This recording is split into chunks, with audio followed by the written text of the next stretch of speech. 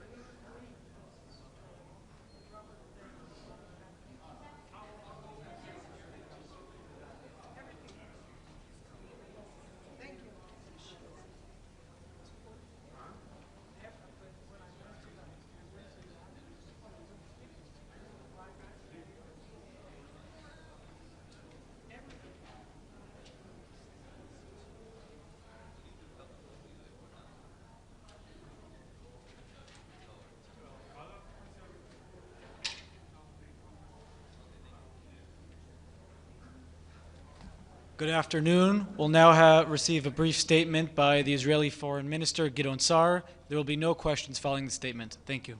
Minister.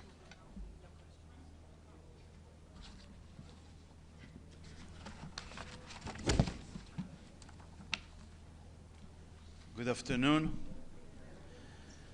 I came to the United Nations today, which is unfortunately infected with an anti-Israeli obsession, to speak the truth, present the facts, and defend our rights. Israel is a peace-seeking nation standing as a fortress of Western civilization. The attempts to eliminate Israel began the day it was born. We've seen over the past 2 years, actually 2.5 years, that the desire to eliminate Israel still exists and has grown even stronger. Our enemies won't succeed, but they haven't given up their goal of Israel's elimination. And make no mistake, the West is next. Jews are the indigenous people of the land of Israel. This is a well-known and documented historical fact that renders ridiculous the huge anti-Semitic attempts to undermine the Jewish people's right on its land. Jewish presence in the land of Israel has not ceased even for a day. 104 years ago, the League of Nations, the UN's predecessor, gave the British a mandate to re-establish a Jewish national home in the land of Israel. Yesterday, 85 countries stood here and denied the Jewish people's right to live in the same places recognized as belonging to a Jewish national home. Amazingly, so many countries say that Jewish presence in our ancient homeland violates international law. The opposite is true. No other nation in any other place in the world has a stronger right than our historical and documented right to the land of the Bible. Tomorrow, I will have the honor of representing Israel at President Trump's Board of Peace Summit. We support President Trump's plan. At its heart is the disarmament of Hamas, demilitarization of Gaza Strip, and de-radicalization of Palestinian society there. If these are achieved, there will, for the first time, be a chance to move forward a new reality in Gaza and the region.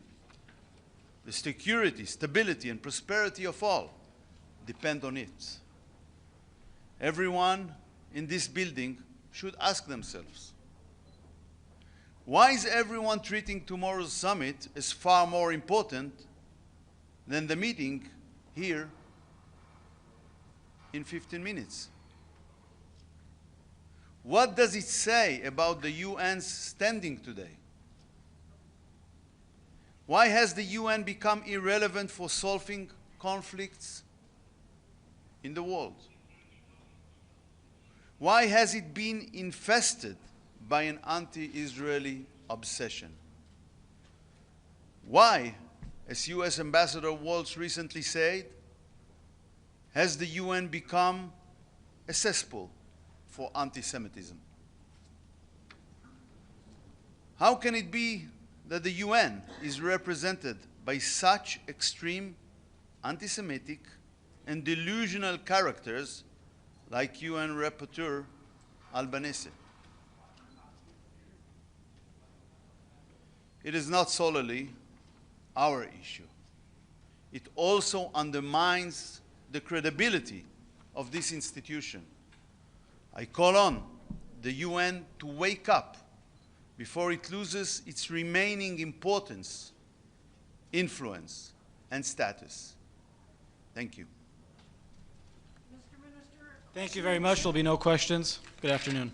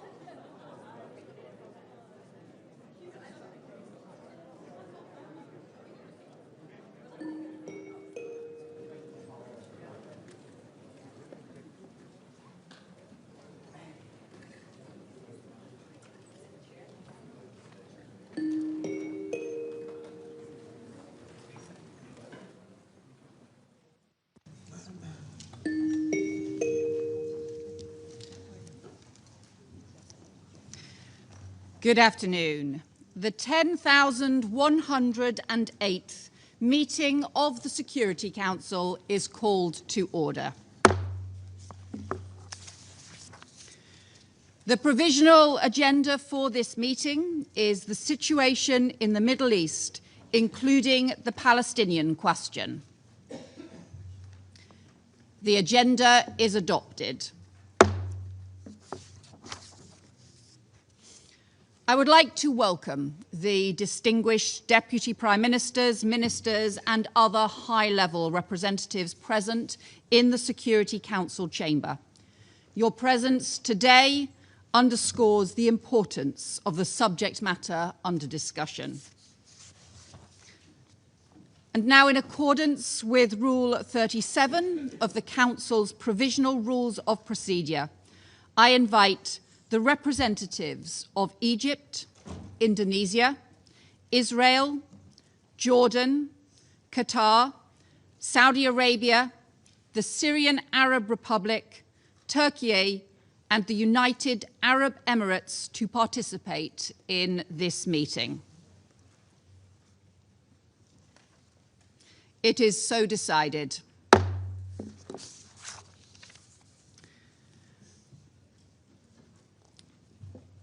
And in accordance with Rule 39 of the Council's Provisional Rules of Procedures, I invite the following briefers to participate in this meeting. Ms. Rosemary DiCarlo, Under-Secretary General for Political and Peace-Building Affairs. Ms. Hiba Kassas, Founding Executive Director of the Principles for Peace Foundation. And Mr. Nadav Tamir, Executive Director of J Street Israel. It is so decided.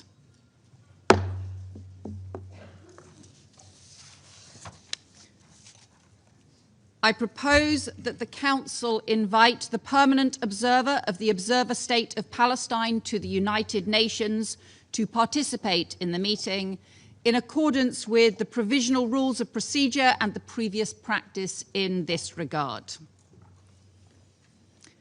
There being no objection, it is so decided.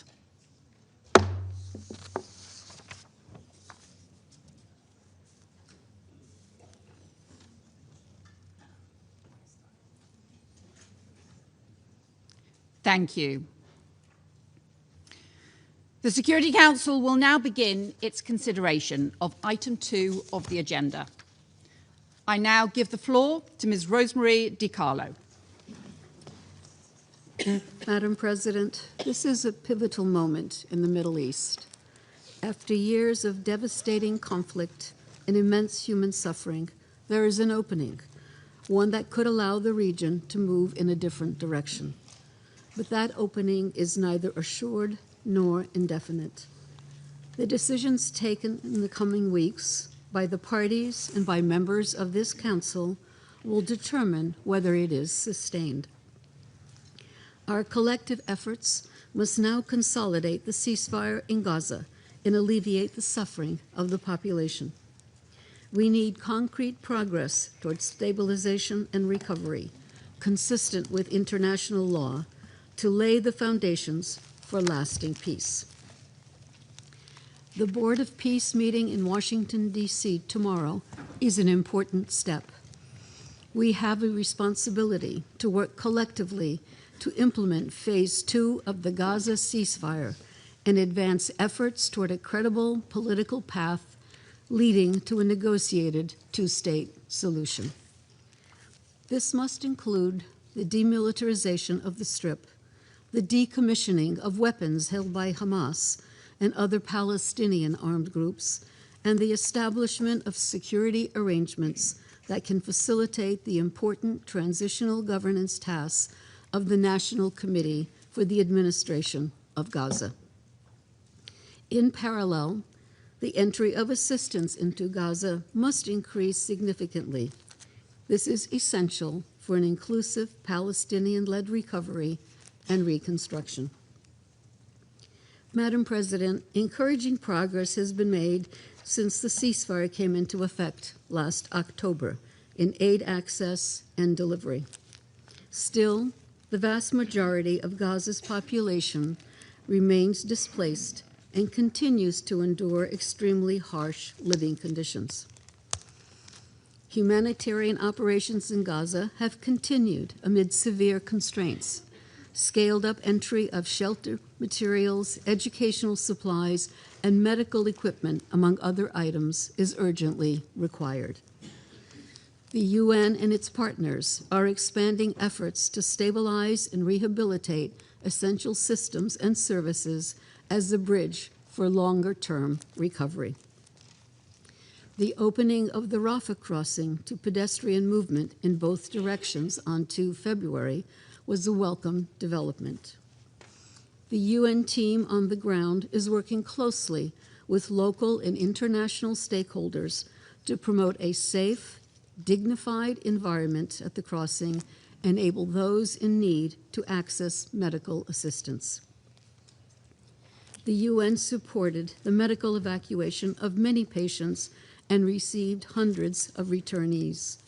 Thousands still urgently require treatment unavailable in Gaza. We remain committed to supporting the implementation of Security Council Resolution 2803 and all relevant resolutions.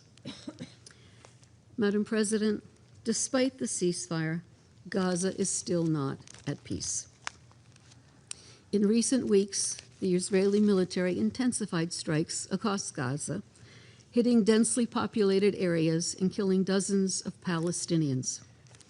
Airstrikes were particularly heavy on 31 January and in early February. Armed exchanges between Palestinian armed groups and Israeli soldiers have also continued.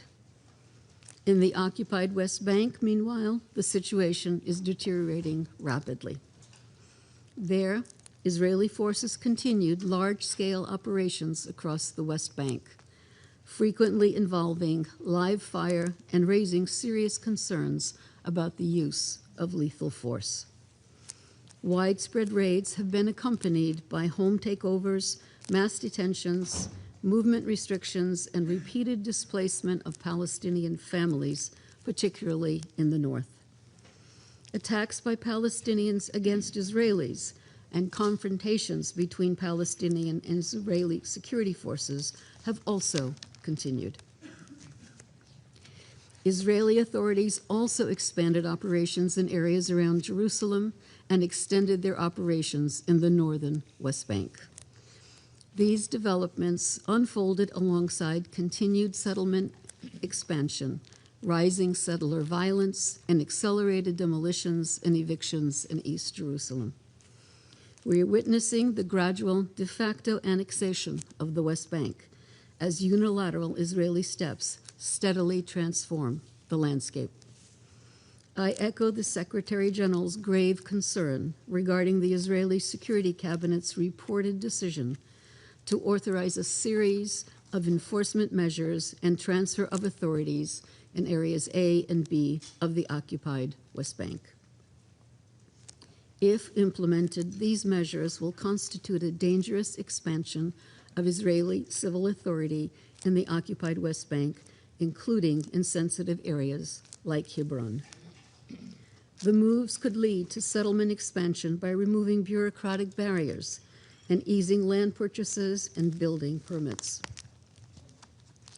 I reiterate the Secretary General's condemnation of the Israeli government's 15 February decision to resume land registration procedures in Area C of the occupied West Bank.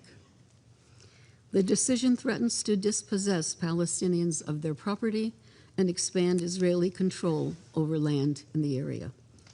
Israel should immediately reverse these measures.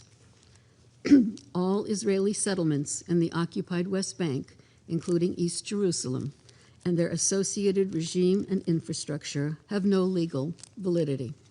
They violate international law and UN resolutions. Madam President, continued unilateral Israeli measures to withhold clearance revenues have deepened a persistent fiscal crisis for the Palestinian Authority. This has led to partial salary payments for civil servants, severe cuts to basic services, and growing arrears and debt to the private sector and financial institutions. Correspondent banking agreements, essential for the Palestinian economy, were renewed on 12 February for an additional 2 weeks. A long-term extension, alongside renewed technical discussions between Israeli and Palestinian financial regulators, is critical for financial stability and for enabling large-scale recovery in Gaza in line with Resolution 2803. Madam President, allow me to conclude by stressing that at this fragile juncture for the region, we cannot afford half measures. The U.S.-led comprehensive plan must be implemented fully, alongside urgent action to de-escalate and reverse the dangerous trajectory in the occupied West Bank. At the same time, we must seize this opportunity to restore a credible political horizon, one that leads to a lasting peace in Gaza, brings an end to the occupation, and realizes a two-state solution in line with international law and relevant United Nations resolutions. The United Nations remains steadfast in our commitment to that goal and to supporting Palestinians and Israelis in achieving it. Thank you, Madam President. I thank Ms. DiCarlo for her briefing. I now give the floor to Ms. Hiba Kassas. Thank you, Madam President, Excellencies. I wish to start by thanking the United Kingdom for the invitation to brief this Council. I address you today as a Palestinian raised in the West Bank under the reality of insecurity and occupation, as a new Swiss citizen and a founding executive director of the Principles for Peace Foundation, which is based in Geneva, a global peace-building organization that works also on the question of Israel and Palestine, and as a convener of the Uniting for a Shared Future coalition, which brings together today more than 550 Israeli and Palestinian leaders from politics, security, business, civil society, and media. We came together in the wake of October 7th and the Gaza war, and built our coalition around enlightened self-interest. Today, USF, or Uniting for a Shared Future, is the main functioning binational infrastructure at scale, where senior leaders from both people still engage and organize pragmatic action for a political solution within a regional framework. Our coalition carries the trauma, fears, and aspirations of both peoples. Palestinians live through occupation, loss, displacement, and violence. Israelis live in security, loss, fear, and uncertainty. We do not relativize pain, and we do not dehumanize the other. We are realists, we are possibilists, and we are patriotic pragmatists in equal measure. We start from one truth: the status quo is not sustainable for either people. Neither side can have lasting security, dignity, and prosperity at the expense of the other. We welcome this Council's Resolution 2803 and the Global Alliance, which keeps the political horizon central. We also express gratitude to the United States administration for its leadership with regional partners in brokering the ceasefire and sustaining attention on what comes next. Phase 2 will decide whether this is a bridge to stability or a pause before the next war. It will only hold if Gaza recovery is inseparable from the West Bank, linked in design, protected by safeguards, and anchored in a time-bound political destination, and a clear one. Gaza cannot succeed if the West Bank collapses. President Trump spoke of a golden era for the Middle East. That future is possible and can only be unlocked by resolving the Israeli-Palestinian conflict, removing a central driver of instability and a fuel for radicalization. As long as this conflict remains unresolved, regional normalization, integration, and the expansion of the Abrahamic Accords will remain contested, fragile, and fraught. This is why success will require an alliance of the willing prepared to advance the New York Declaration and President Trump's plan through disciplined implementation and investment, mutual accountability, and sustained political cover. Excellencies, the facts are stark. In Gaza, displacement and despair are near total, and access remains constrained at key crossings. In the West Bank, record settler attacks, demolitions, displacement, and accelerating settlement and outpost activity are eroding contiguity by the day, alongside administrative and cabinet measures that facilitate changes in land control and ownership. These actions are dangerous for Palestinians, but they're also dangerous for Israelis because they fuel insecurity, radicalization, and the collapse of any credible political destination. Our coalition developed immediate confidence-building measures with an implementation pathway to safeguard the political horizon while Phase 2 is underway. I will highlight 7 priorities requiring active engagement by this Council and by the Board of Peace. First, ease movement and access in Gaza and the West Bank, reverse the ban on humanitarian NGOs, operationalize and modernize Gaza crossings, and movement in the West Bank, including routes via Jordan and permits for labor and commerce. Second, restore Palestinian fiscal and banking functionality to prevent the Palestinian Authority collapse, release withheld revenues, restore correspondent banking, and unblock currency circulation so salaries can be paid and the private sector can restart. Third, back political governance and administrative Palestinian Authority reform with realistic expectations and verification, and supporting Palestinian credible elections. Fourth, protect territorial feasibility now to safeguard and advance the political horizon, halting steps that sever contiguity, beginning with freezing E1 and expansion in the southern Jerusalem corridor, as well as stopping changes to land ownership in the West Bank.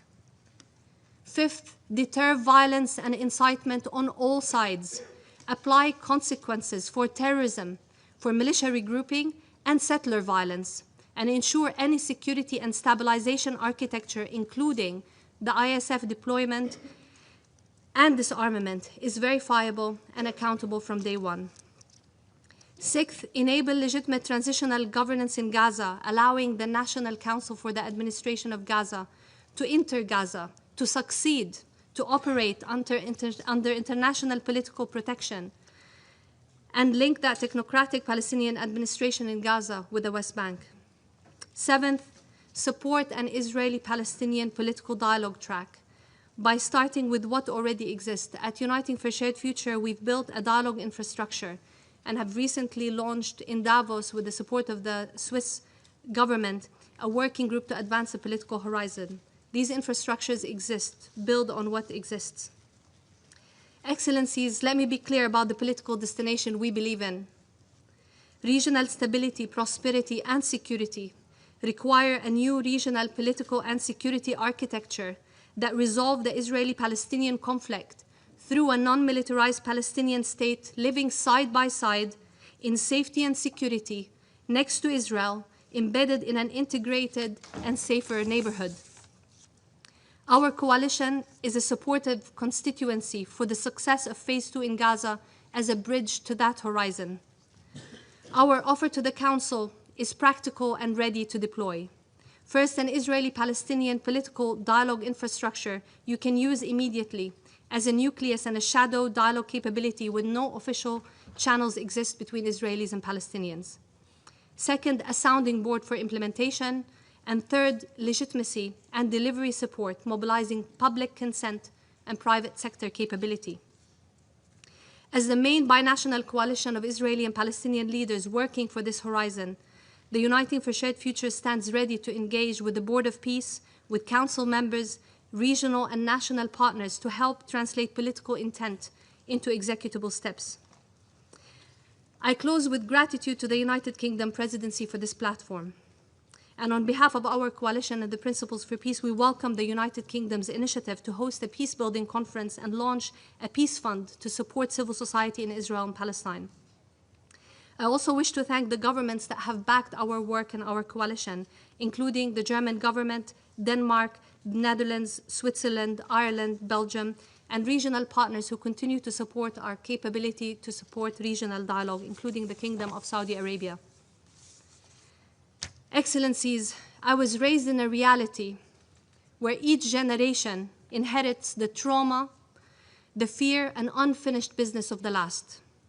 This is not a strategy, this is a sentence. We can either condemn both people to a perpetual state of insecurity, of loss, of trauma and occupation, or emancipate both people from this reality. As solution-minded leaders, we are committed to work with everything we have for the second, because both our people and the people of the region deserve better. Thank you very much. Thank you. I thank Ms. Kassas for her briefing. I now give the floor to Mr. Nadav Tamir. Madam President, distinguished members of the Security Council, I thank the United Kingdom for convening this session and for the opportunity to address the Council. Ramadan Kareem to all our Muslim members. I appear before you as an Israeli patriot and a Zionist, and as a member of the Israeli-Palestinian Coalition United for Shared Future, a partnership of Israelis and Palestinians who believe that the only viable way to resolve the conflict and to ensure security, dignity, and prosperity for both people is through a two-state solution embedded in a broader regional framework. Despite the profound trauma experienced by both Israelis and Palestinians following the October 7th massacre and the devastating war that followed, this moment presents a historic opportunity, one that must not be missed. The growing sense of urgency within the international community and across the Middle East must be translated into a clear and irreversible pathway toward the demilitarized Palestinian state alongside Israel, anchored in a regional coalition that integrates both Israel and Palestine into the region while marginalizing jihadist and terrorist forces of all sides. This is not only a two-state solution, this is in effect what we at J Street call a 23-state solution. Israel, Palestine, and the 21 Arab states that endorse the Arab Peace Initiative, normalizing relations and cooperating for mutual security and prosperity. Importantly, this regional vision is not disconnected from the Israeli public opinion. Surveys by the Accord Center for Social Psychology at the Hebrew University, conducted even during the most difficult periods of the fighting, revealed that a majority of the Israeli public would accept a Palestinian state if embedded within a comprehensive normalization agreement between Israel and the Arab states. Approximately 61% of the public prefer separation from the Palestinian over annexation. This data indicates that ultimately, even when the winds of war are blowing, the Israeli public is much more realistic than its current leadership. Israelis understand that the path to security passes through normalization, which will include the establishment of a Palestinian state alongside Arab normalization of relations with the State of Israel. This is why Gaza cannot be treated as an isolated arena. There is now broad recognition that what happens in Gaza does not stay in Gaza. It spreads throughout the region and beyond. This understanding was reflected in the Council's consideration of President Donald Trump's 20-point plan and in the recent wave of recognitions of a Palestinian state, recognitions understood not as the end of negotiations, but as their beginning. Previous diplomatic efforts fell short, either because they focused exclusively on bilateral negotiations between Israel and the PLO, as in Oslo Accords, Camp David Summit, and Annapolis Conference, or because they attempted to bypass the Palestinian, as with the Abraham Accords. Today, we have an opportunity to combine the bilateral and the regional tracks. This integrated approach is the only one capable of delivering tangible peace dividends, security, stability, and prosperity for Israelis and Palestinians alike. To move forward, we need the Security Council's support in advancing the 20 points plan and explicitly including the West Bank within its framework. While global attention is understandably focused on Gaza, the West Bank is at serious risk of explosion. De facto annexation is occurring daily, and recent steps toward de jure annexation further endanger prospect for a negotiated solution. Palestinian communities are being displaced through terror perpetrated by organized extremist settlers, undermining both stability and Israel's own democratic character. We must demonstrate to Israelis, Palestinians, and the broader region that the most effective way to remove Hamas from its brutal control of Gaza and to prevent it from remaining an armed militia is through a credible diplomatic process and the creation of a genuine political horizon for the Palestinian people. Israel is entering an election year, and the Palestinians urgently need elections as well. For pro-peace constituencies on both sides to prevail, the international community must make clear that the 23-state solution is not a distant aspiration, but an achievable reality. Trauma has bred fear and despair. That can change if a political process delivers real security and ensures that another October 7th and the devastation that followed in Gaza will never happen again. We stand at a crossroads between annexation and expulsion, which would lead to endless bloodshed, or a negotiated future grounded in a mutual recognition and regional integration. The voice and engagement of the international community are critical. They can demonstrate to Israeli public, most of whom seek security and normalcy, that peace is feasible and it will enhance, not diminish, Israel's security. Israel was deeply traumatized also after the 1973 war with Egypt and Syria. Yet within a few years, we achieved peace with Egypt. After the first Intifada, despair gave way to diplomacy, and Oslo process paved the way for peace with Jordan. History shows that trauma can be transformed into opportunity if leadership is courageous and the international community is resolute. Some Israelis argue that recognizing a Palestinian state alongside Israel would reward Hamas. They are mistaken. It will in fact undermine Hamas by rejecting their vision of endless conflict and empowering Palestinians who seek coexistence. Israel cannot be the democratic homeland of the Jewish people if Palestinians are denied a homeland of their own. Our future are interdependent. Our joint Israeli-Palestinian coalition, led by Hiba Kassas and her organization Principles for Peace, demonstrates that the different path is possible. We have developed concrete, actionable plans and stand ready to work with all who are committed to leading us out of the current tragedy and toward a secure and prosperous future for the entire region, one that will also strengthen global stability. Thank you. I thank Mr. Tamir for his briefing. Thank you. I shall now make a statement in my capacity as Secretary of State for Foreign, Commonwealth and Development Affairs for the United Kingdom.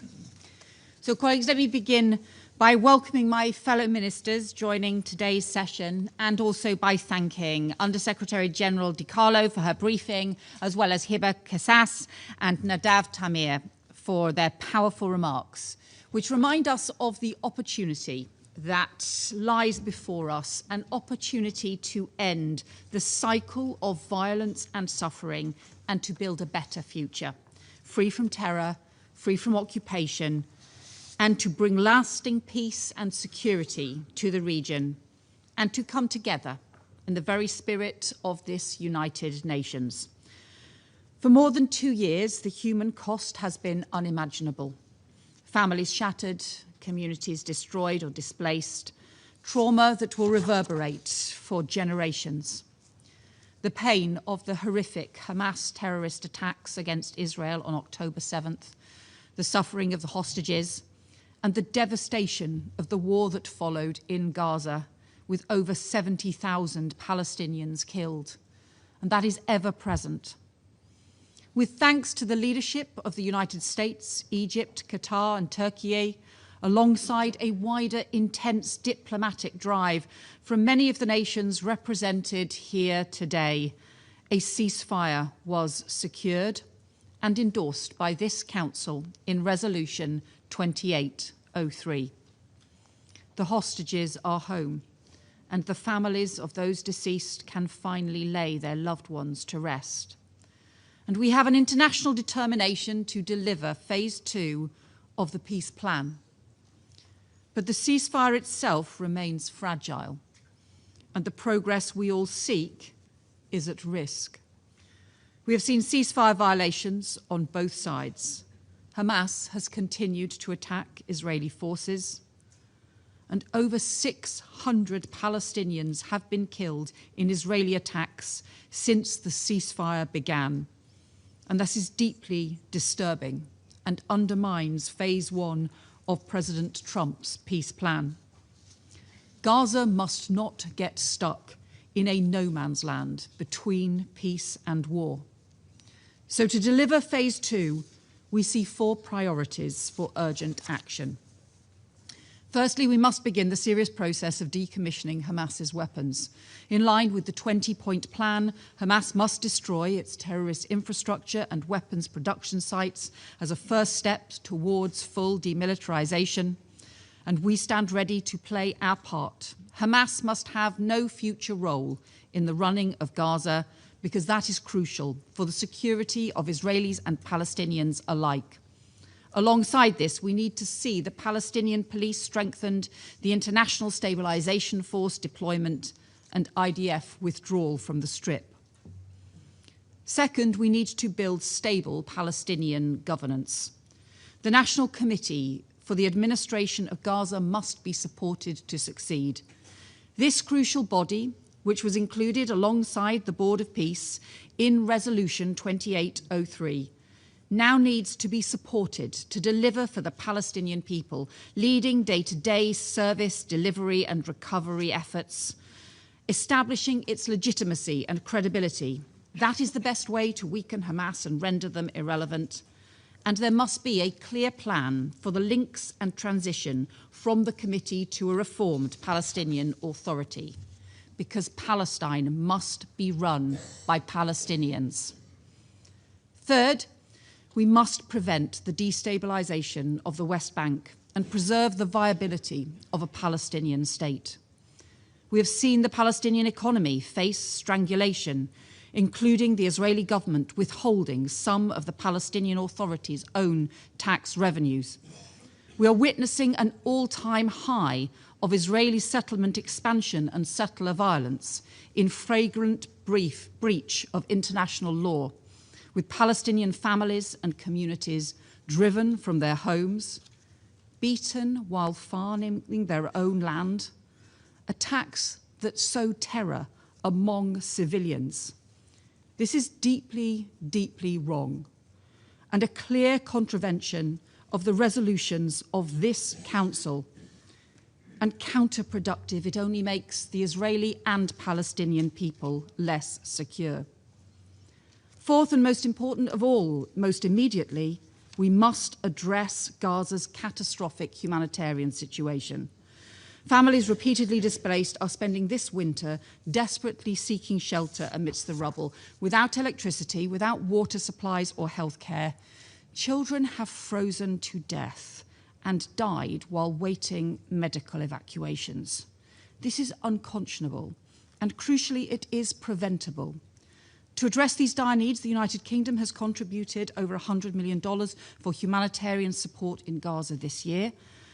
Since the ceasefire, aid flows have increased, and more crossings are partially reopened. But the level of need cannot be met unless more restrictions are lifted, covering essential medical equipment, components for field hospitals, basic shelter items, because delays and restrictions cost lives. And we also risk now going dangerously backwards. The Israeli government policy of deregistering and shutting down the operations of international NGOs in Gaza, including British organisations like Save the Children, risk choking off essential access to people in desperate need and closing fragile health facilities. So we need an urgent change in course. So I urge the authorities to urgently ensure that experienced and long-standing organisations can continue to operate, And the UN and its partners must remain at the heart of the response throughout the whole of Gaza, including the proper protection of all UNRWA and UN staff, premises and operations. Colleagues, last September I came to the UN and alongside allies affirmed the UK's recognition of the State of Palestine. And this historic step, 75 years after Britain's recognition of the State of Israel, reflected our commitment to a two-state solution, to the inalienable rights of the Palestinian people and the security of Israel. And I spoke then about the profound peril facing that two-state solution and the need for the world to come together and take action for peace. That remains true today. So Britain remains steadfast in our support for the security of Israel and its people, because a two-state solution can be the gateway to transform the region with normalization, regional integration, and peaceful coexistence. But security cannot be achieved by an indefinite or humiliating occupation that denies security and sovereignty to the Palestinian people. So despite the trauma, despite the suffering of recent years, there remains the hope for a better future. And as we have heard from the powerful testimonies of our civil society briefers today, in March this year, the UK will hold a peace-building conference to bring together Israel and Palestinian civil society leaders to build trust and challenge divisions, because peace is not built just by governments but by whole societies. The UK has its own experience of peace-building in Northern Ireland, which was a conflict many said could never be resolved, and communities, many said, could never coexist. There are other members of this council who have equivalent or deeper insights. And we know we cannot undo the trauma of the past, but we can chart a different course for generations to come, to help realize Palestinian self-determination, to help provide Israel with long-term security, and to secure the two-state solution as the only path to lasting peace and security for Palestinians and Israelis alike.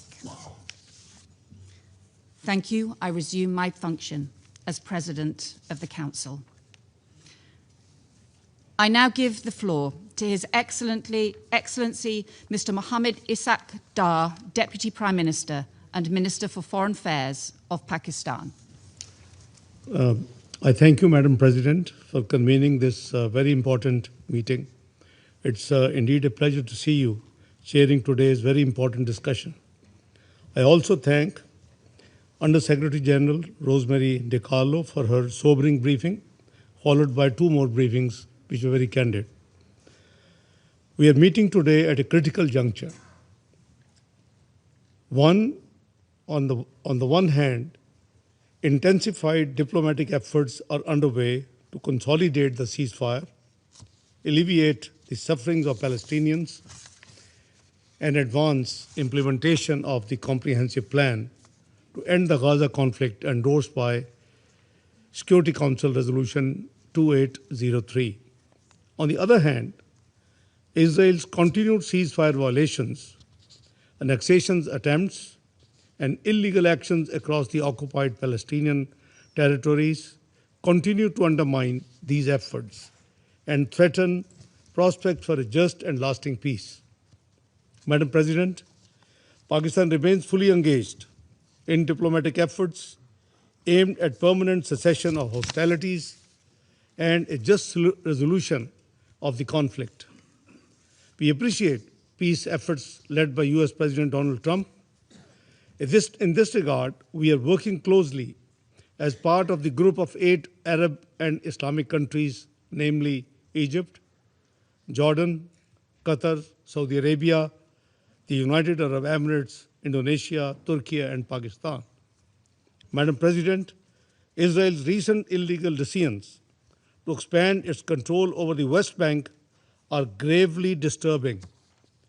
In the joint statements of 7th and 17th of February, the foreign ministers of the 8 Arab Islamic countries condemned in the strongest terms these measures and decisions aimed at imposing unlawful Israeli sovereignty, entrenching settlement activity, designating lands so-called state land, and enforcing a new legal and administrative reality in the occupied West Bank. We affirmed that these illegal measures are null and void and constitute a clear violation of international law and international humanitarian law, particularly the Fourth Geneva Convention. Madam President, they all violate relevant Security Council resolutions, foremost among them particularly Resolution 2334, as well as the 2024 advisory opinion of the International Court of Justice. The group of 8 Arab Islamic countries also expressed a strong condemnation of Israel's repeated violations of the ceasefire in Gaza, which have resulted already in the killing and injury of more than 1,000 Palestinians. Madam President, a successful peace process requires a conducive environment built on trust, restraint, and good faith. Actions that alter facts on the ground and prejudice final status issues are mala fide and profoundly counterproductive.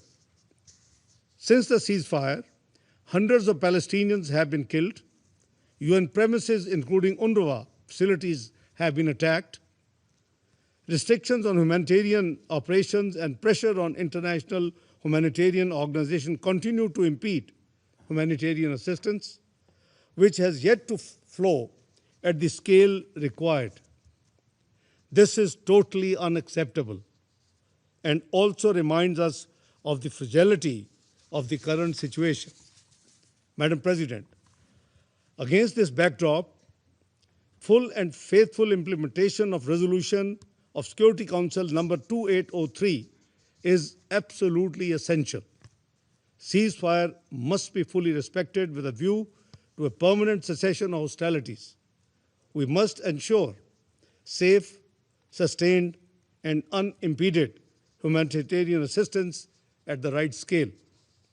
The recovery and reconstruction phase must begin without delay and without annexation, forced displacement, or alteration of the territorial unity of the occupied Palestinian territory, illegal settlement activity, settler violence, and attempts to alter the demographic, legal, or historical character of the occupied territory, including holy sites, must cease immediately. And it is imperative, Madam President, to advance a credible, irreversible, and time-bound political horizon leading to Palestinian statehood in accordance with international legitimacy. It is in pursuit of these objectives that Pakistan, as part of the group of 8 Arab Islamic countries, has joined the Board of Peace in support of its mandate as endorsed by Resolution 2803. We hope that the Board of Peace, under the framework of Resolution 2803, will lead to concrete steps towards the implementation of a permanent ceasefire, further scaling up of the humanitarian aid, reconstruction of Gaza, and realization of the right of self-determination of the people of Palestine through a credible, time-bound political process consistent with international legitimacy and relevant UN resolutions, resulting in an independent, sovereign, and contiguous state of Palestine based on pre-1967 borders with Al-Quds al-Sharif as its capital. This, Madam President, is the ultimate goal supported by the international community. Palestinian-led governance and institutional strengthening with the central role of the Palestinian Authority are indispensable in this regard. Tomorrow, Pakistan will participate in the inaugural meeting of the Board of Peace with the objective of reinforcing ongoing diplomatic efforts. We engage in this process with the firm conviction that sustained diplomacy, anchored in international law, including the UN Charter, and guided by accountability, provides the only viable pathway to a just and lasting peace in the Middle East. There can be no durable peace without justice, no stability without accountability, and no sustainable solution without the realization of the Palestinian people's right to self-determination. Madam President, Pakistan's solidarity with our Palestinian brothers and sisters and their just cause remains unwavering. We stand with them in their legitimate pursuit of right to self-determination, dignity, and freedom. Pakistan is ready and willing to contribute to all diplomatic initiatives, including President Trump's peace plan, the Board of Peace, the high-level conference on the peaceful settlement of the question of Palestine, and the Global Alliance for the Two-State Solution, which must reinforce one another through coordinated and concrete implementation in the interest of our shared objective of a just, lasting, and comprehensive peace in the Middle East. I thank you, Madam President. I thank His Excellency Mr. Dar for the statement. I now give the floor to the representative of the United States.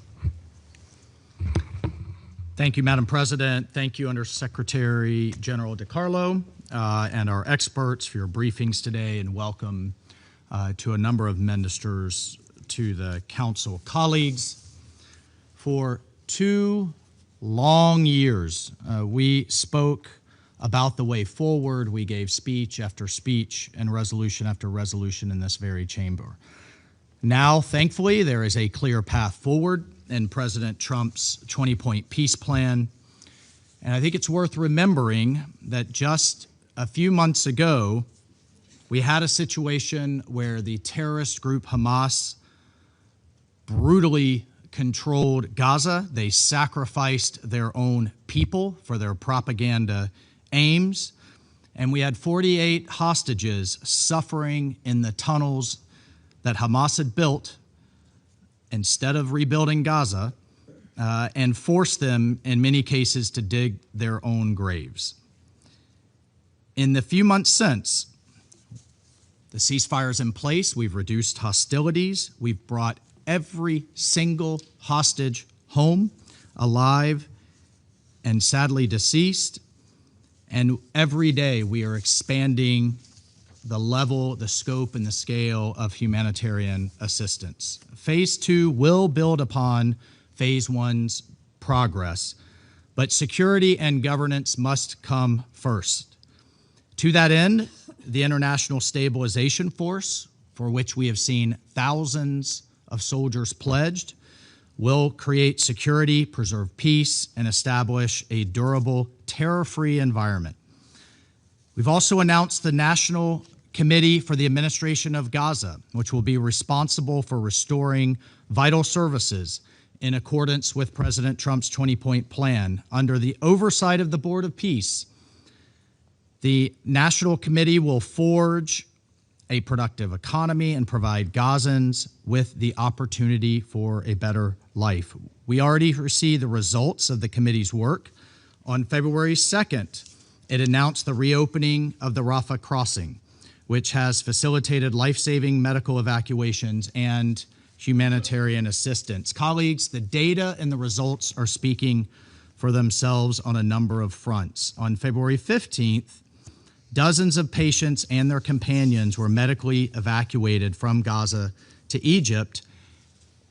And crucially, for over 3 months now, we've passed the benchmark established by the UN of 4,200 trucks entering Gaza each week. Once again, we call on all parties to support the Board of Peace, which was established. I feel like I'm reminding many people of this fact lately. The Board of Peace was established by this council with no opposition in Security Council Resolution 2803, which again established the International Stabilization Force and the Technocratic Committee and will ensure the successful implementation of the comprehensive plan. Tomorrow, the Board of Peace will host its inaugural meeting in Washington with a focus on bringing peace and security. Importantly, 27 nations, many nations from the region, the 8 Gulf Arab countries and Muslim majority nations have joined the board. These are the countries with the most at stake in the region and as its neighbors for the success of Gaza. The Board of Peace, colleagues, is a board of action, and we will build upon this progress already made by addressing Gaza's early recovery and its humanitarian needs. As a number of you have stated in the Council today, the status quo was not acceptable and it was not sustainable. Old structures were not working. To that end, the board will announce tomorrow over $5 billion in pledges for rebuilding. Colleagues, the board is not talking, it's doing.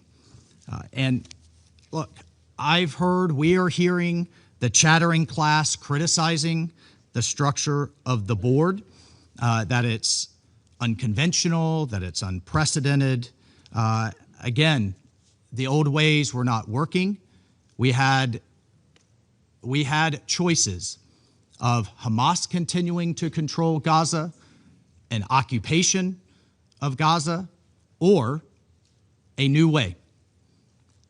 Thank you, colleagues, for choosing that new way and giving it a chance. And we call on the member states to work with the board and commit to Gaza's reconstruction.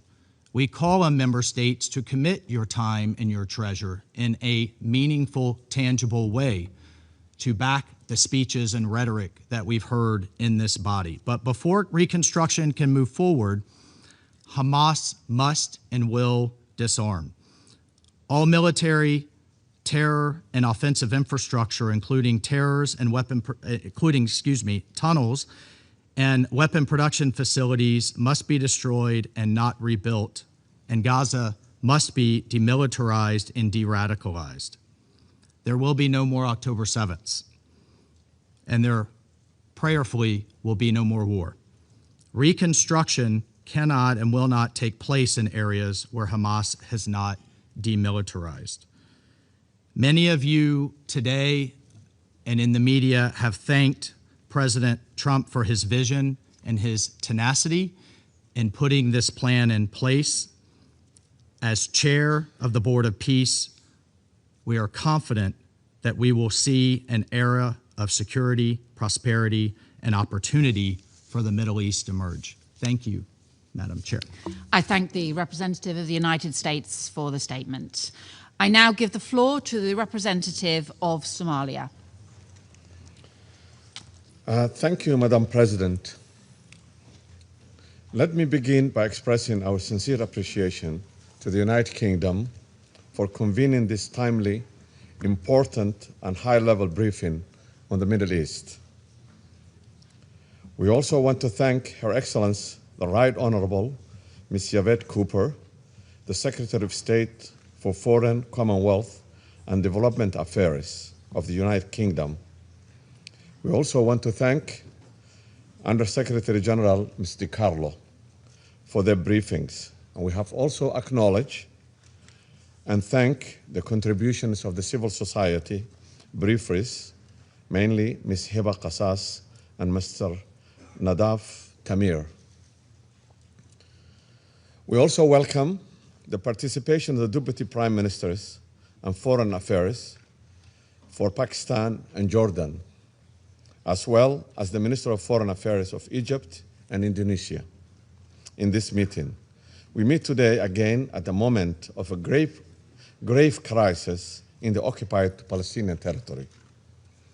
The Israeli Security Cabinet's recent measures to overhaul land registration and property rights in the West Bank fundamentally undermines the international law and the very foundation of this Council's resolutions, specifically Resolutions 242, Resolution 2338, Resolution 446, Resolution 478, and Resolution 2334.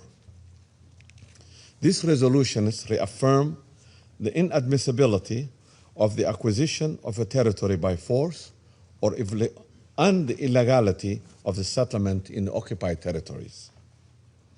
The International Court of Justice has also been clear most recently in its advisory opinion that Israel's action, including settlement expansion and ongoing denial of Palestinian self-determination, constitute violation of international law. The ongoing Israeli airstrikes in West Bank targeting refugee camps and civilian infrastructures have resulted in mass displacement and a dangerous precedent not seen since 1967. We remind Israel of its obligation to ensure the protection of civilians and the strict observance of international human rights and humanitarian law.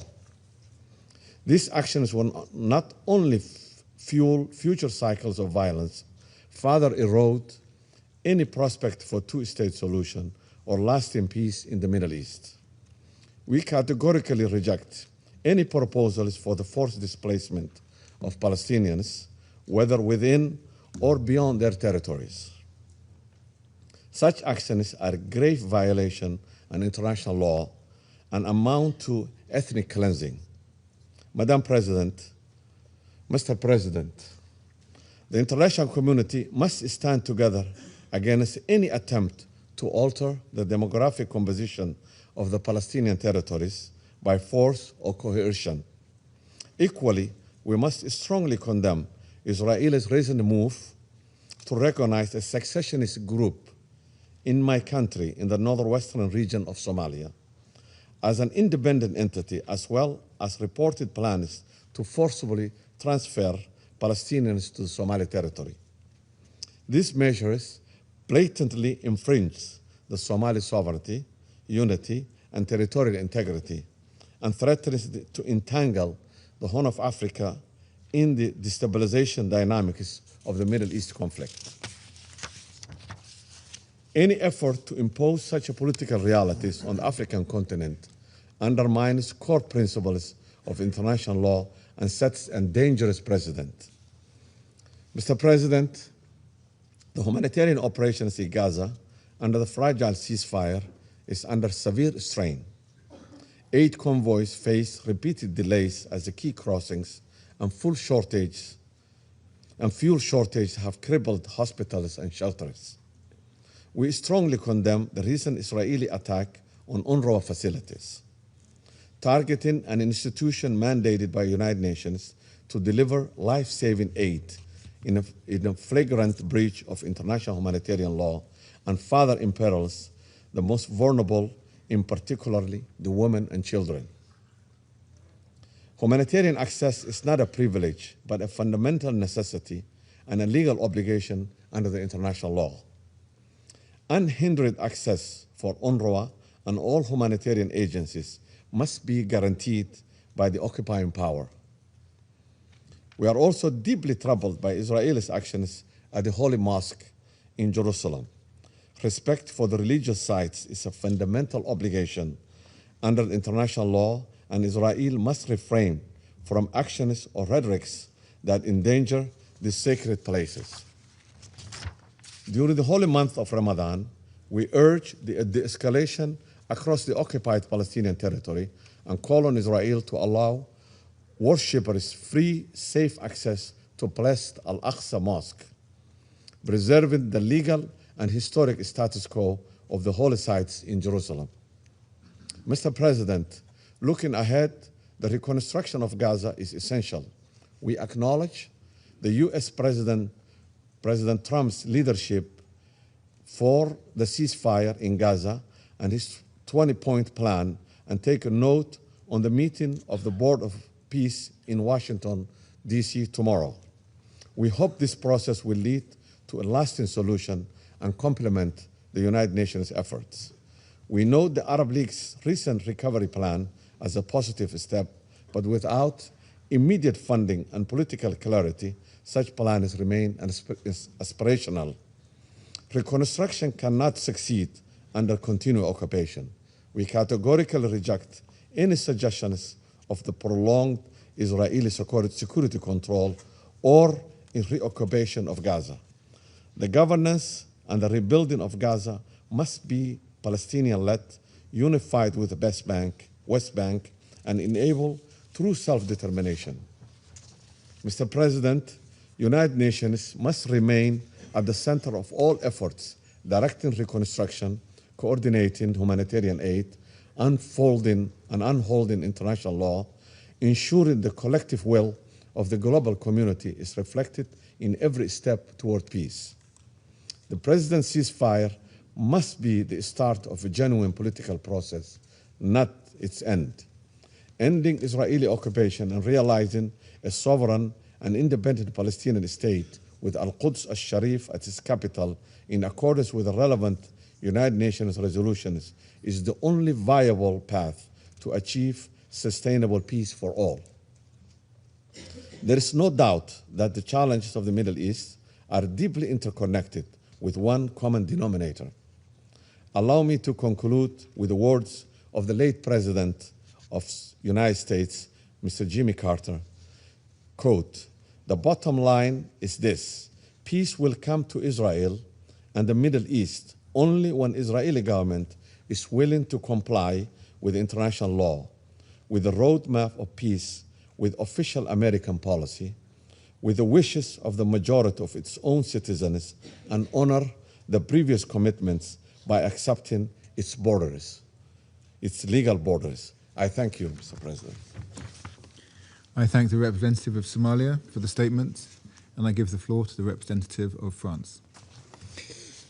Monsieur le Président, je voudrais saluer la présidence par la ministre Yvette Cooper des travaux de ce Conseil. Je voudrais également saluer la participation aujourd'hui du vice-premier ministre et ministre des Affaires étrangères du Pakistan, des ministres des Affaires étrangères de l'Indonésie, de l'Égypte, de la Jordanie et d'Israël, ainsi que des représentants de la Palestine, de l'Arabie saoudite, de la Syrie, du Qatar, de la Turquie et des Émirats arabes unis.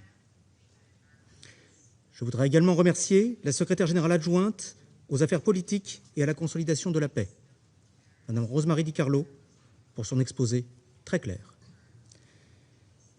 Je remercie enfin Mme Hiba Kassas et M. Nadaf Tamir pour leur présentation qui apporte une contribution précieuse au débat de ce Conseil. Et je salue l'engagement de leur coalition dans l'appel de Paris du 13 juin 2025. Monsieur le Président, nous l'avons réaffirmé avec force en adoptant la déclaration de New York le 22 septembre 2025.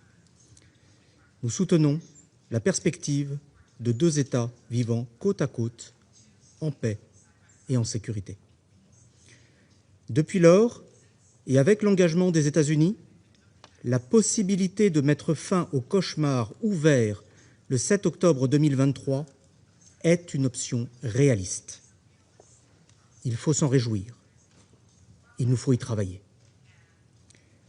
Avec le rapatriement de la dépouille du dernier otage israélien et l'engagement de la deuxième phase du plan de paix, une fenêtre d'opportunité s'est ouverte qu'il serait irresponsable de laisser se refermer.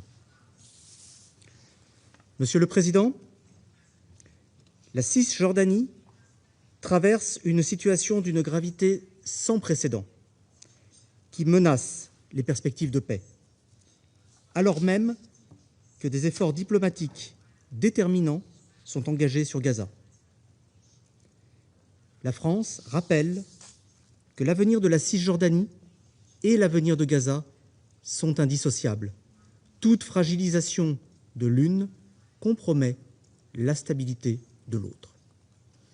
Nous condamnons fermement les décisions du cabinet de sécurité israélien visant à étendre le contrôle d'Israël sur la Cisjordanie, notamment sur les zones A et B. Ces décisions sont contraires au droit international et remettent gravement en cause les accords d'Oslo et le protocole d'Hébron. Ces mesures, de même que le lancement d'un processus d'enregistrement foncier en Cisjordanie, décision inédite depuis 1967, ou encore l'approbation du projet E1, E1, s'inscrivent dans une dynamique d'annexion que nous rejetons sans réserve. Elle porte atteinte à la continuité territoriale d'un futur État palestinien viable. Elle porte atteinte à la solution à deux États. Elles aggravent la situation déjà précaire de l'autorité palestinienne, dont la viabilité est menacée par les restrictions sur les correspondances bancaires et la rétention des recettes fiscales par Israël. La France appelle Israël à revenir immédiatement sur ces décisions. Nous dénonçons la recrudescence des violences de colons, des démolitions, des expulsions et des déplacements forcés frappant des milliers de familles palestiniennes en Cisjordanie et à Jérusalem-Est. Nous sommes vivement préoccupés par la situation de l'UNRWA. Les mesures législatives ciblant l'agence et la démolition de son siège à Jérusalem-Est constituent des actes sans précédent contre une institution de l'ONU et fragilisent sa capacité à fournir des services essentiels aux Palestiniens. La France appelle Israël à lever les restrictions entravant les opérations de l'UNRWA ainsi qu'à garantir la protection de ses locaux. Monsieur le Président, à Gaza, la priorité est de répondre à l'urgence humanitaire. Plus, beaucoup plus, doit être fait dans le respect des principes de l'action humanitaire. Nous appelons Israël à lever tous les obstacles à l'acheminement de l'aide partout dans l'enclave et à permettre à l'ensemble des acteurs humanitaires, à l'ONU comme aux ONG internationales, de poursuivre leurs actions sur le terrain. Mais il importe également de travailler à une solution politique. Dans la continuité de l'adoption de la résolution 2803 de ce Conseil, la France salue les efforts des États-Unis, de l'Égypte, du Qatar et de la Turquie dans la mise en œuvre de la deuxième phase du plan Trump, qui doit permettre la reconstruction de Gaza, le désarmement du Hamas, une sécurité durable pour Israël et le retour à Gaza d'une autorité palestinienne réformée. L'entrée en fonction du Comité national pour l'administration de Gaza est un développement positif qui doit rapidement conduire à son déploiement sur le terrain. La réouverture partielle du point de passage de Rafah, avec le redéploiement de la mission européenne EBAM, ainsi que le redéploiement de l'autorité palestinienne, constitue aussi une étape importante. La France y contribue directement par le déploiement de personnel de la gendarmerie nationale. Monsieur le Président, nous appelons l'ensemble des parties à la responsabilité. Les avancées fragiles à Gaza ne sauraient coexister avec des décisions qui, en Cisjordanie, sapent les fondements de la solution à deux États. La France, dans l'esprit de la déclaration de New York, restera pleinement engagée pour la préservation de cet horizon politique fondé sur le droit international et les résolutions de ce Conseil. Je vous remercie. I thank the representative of France for the statement, and I give the floor to the representative of the Russian Federation. Господин председатель, признательный заместитель генерального секретаря Розмари Ди Карло за брифинг по ситуации на Ближнем Востоке. Внимательно выслушали оценки представителей гражданского общества. Приветствуем участие в сегодняшнем брифинге ряда делегаций на министерском уровне. Поздравляем всех мусульман с началом священного для них месяца Рамадан. Господин председатель, очередное заседание Совета Безопасности по ситуации на Ближнем Востоке проходит в контексте чрезвычайно опасных обстоятельств, вновь вызванных противоправными решениями израильского руководства применительно к оккупированной палестинской территории. В течение последних 10 дней ряд членов военно-политического кабинета Израиля объявили о принятии пакета мер по пересмотру правового статуса и модальности контроля над зонами А и Б западного берега, а также о запуске процесса регистрации земель в зоне С в качестве государственных территорий, доступных для освоения израильтянами. Все это является неприкрытой попыткой легализовать расширение поселения на ОПТ, конфискацию земель, уничтожение палестинской собственности, узурпацию водных ресурсов, а также установление контроля над некоторыми религиозными святынями в Хевроне и Вифлееме. Иными словами, налицо намерение Западного Иерусалима развязать себе руки в целях бесповоротного изменения статус-кво на СБРИ, в том числе за счет закрепления ползучей экспансии и выдавливания местного населения. Тексты упомянутых решений пока не опубликованы, а в СМИ цитируются неназванные источники правительства Израиля о якобы стремлении урегулировать споры по землевладению Нозбри и развивать там инфраструктуру. Однако истинный замысел, закамуфлированный под эти лозунги, заключается именно в том, чтобы окончательно перечеркнуть известную международно-правовую основу БУ с ее ключевым элементом в виде двухгосударственной формулы. Показательно в данном контексте откровенно провокационное заявление министра финансов Израиля Бецалеля Смотрича о намерении продолжить поселенческую революцию и искоренять саму идею государства Палестины. Исходим из того, что упомянутый произвольный пакет административных мер в случае его реализации будет означать прямое нарушение комплекса договоренностей Осло-2 1995 года, включая Хевронский протокол от 1997 года и меморандум Вай-Ривер от 1998 года. Все эти документы были подписаны действовавшими в то время премьер-министрами Израиля, включая нынешнего главу правительства Биньямина Нетаньяху, ратифицированы Кнессетом, распространены израильтянами и палестинцами в качестве официальных документов ООН. Господин председатель, с сожалением и тревогой фиксируем, что Израиль под различными предлогами, будь то обеспечение безопасности или борьба с терроризмом, продолжает нарушать свои договорные обязательства, требования к оккупирующей державе, а также положения профильных решений Совета Безопасности и Генеральной Ассамблеи, включая резолюцию Совета 2334 и одобренную Генассамблеей Нью-Йоркскую декларацию в поддержку двухгосударственного решения. Подобное игнорирование международного права и политика создания необратимых фактов на земле вызывают оторопь и неприятие среди большинства членов мирового сообщества. Российская Федерация, как и многие из присутствующих в зале Совета Безопасности, безоговорочно осуждает попытки Западного Иерусалима распространить израильскую юрисдикцию и механизмы контроля Нозбри, включая Восточный Иерусалим. Разделяем озвученные генеральным секретарем призывы к израильскому руководству пересмотреть свой курс и отказаться от дальнейших мер, подрывающих перспективы двухгосударственного решения. Жаль только, что у него не хватило смелости осудить эти решения. Мы готовы поддержать и любые возможные идеи наших ближневосточных и региональных партнеров, в том числе по выработке единой позиции Совета Безопасности и Генассамблеи ООН на этот счет. Убеждены, что израильским властям пора осознать безальтернативность мирного урегулирования конфликта и прислушаться к голосам тех, кто искренне желает восстановления подлинного мира и процветания на Ближнем Востоке. Господин председатель, рассматривая опасные тенденции на западном берегу, включая Восточный Иерусалим, в увязке с не менее тревожной обстановкой в другой неотъемлемой части будущего палестинского государства в секторе Газа. В частности, вынуждены констатировать отсутствие существенного прогресса в выполнении резолюции Совета Безопасности 2803 в поддержку мирного плана президента Трампа по Газе.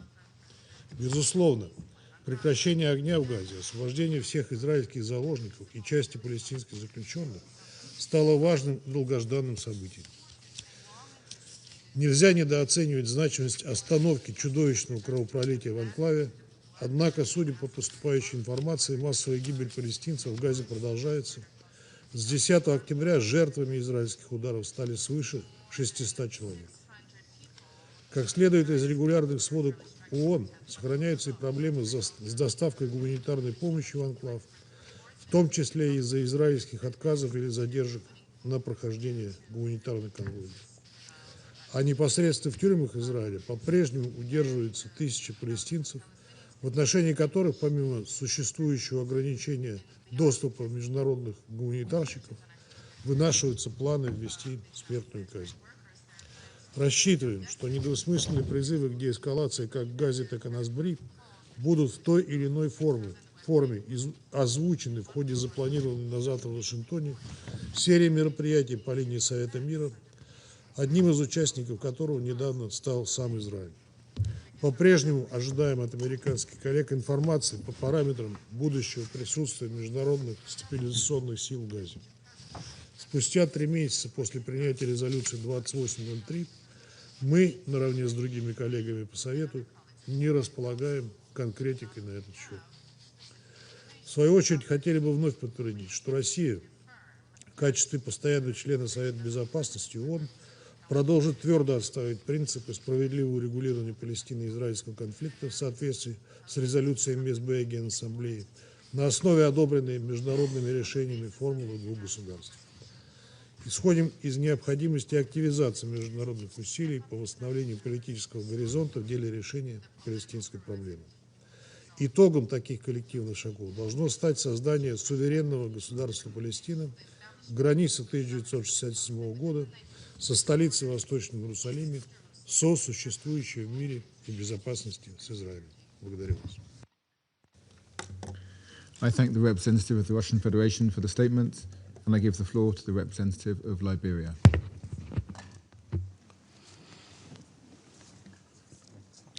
Thank you, Mr. President. I thank Undersecretary General and the other qualified briefers for their sobering insights.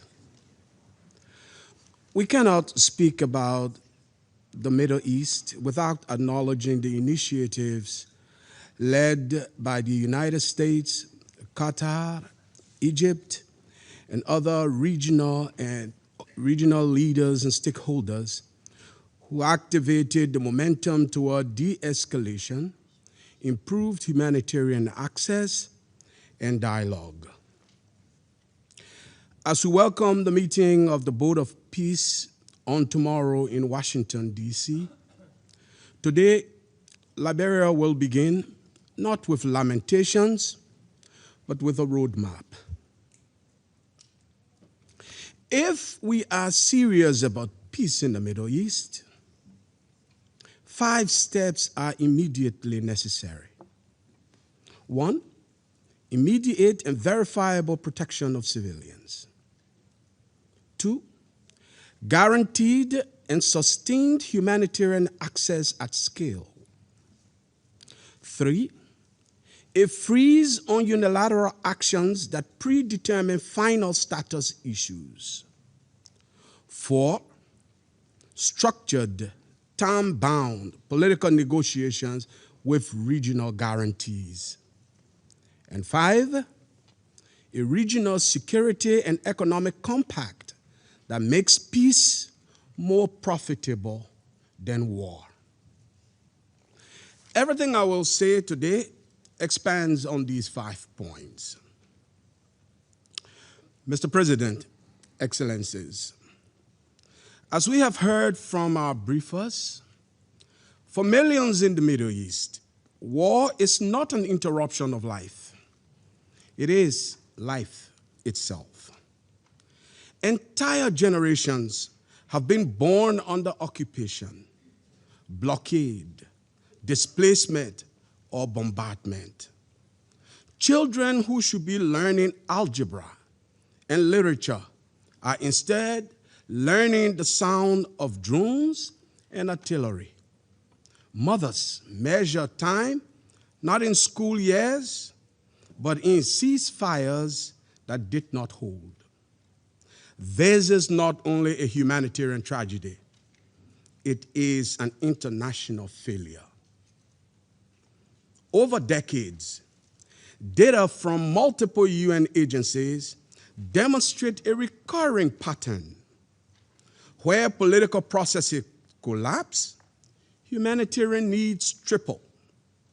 Where humanitarian access shrinks, radicalization expands. Where economic contraction persists for more than 5 consecutive years in conflict zones, relapse into violence becomes statistically more likely. The Middle East has lived this cycle repeatedly. The destruction of infrastructure is rebuilt, only to be destroyed again.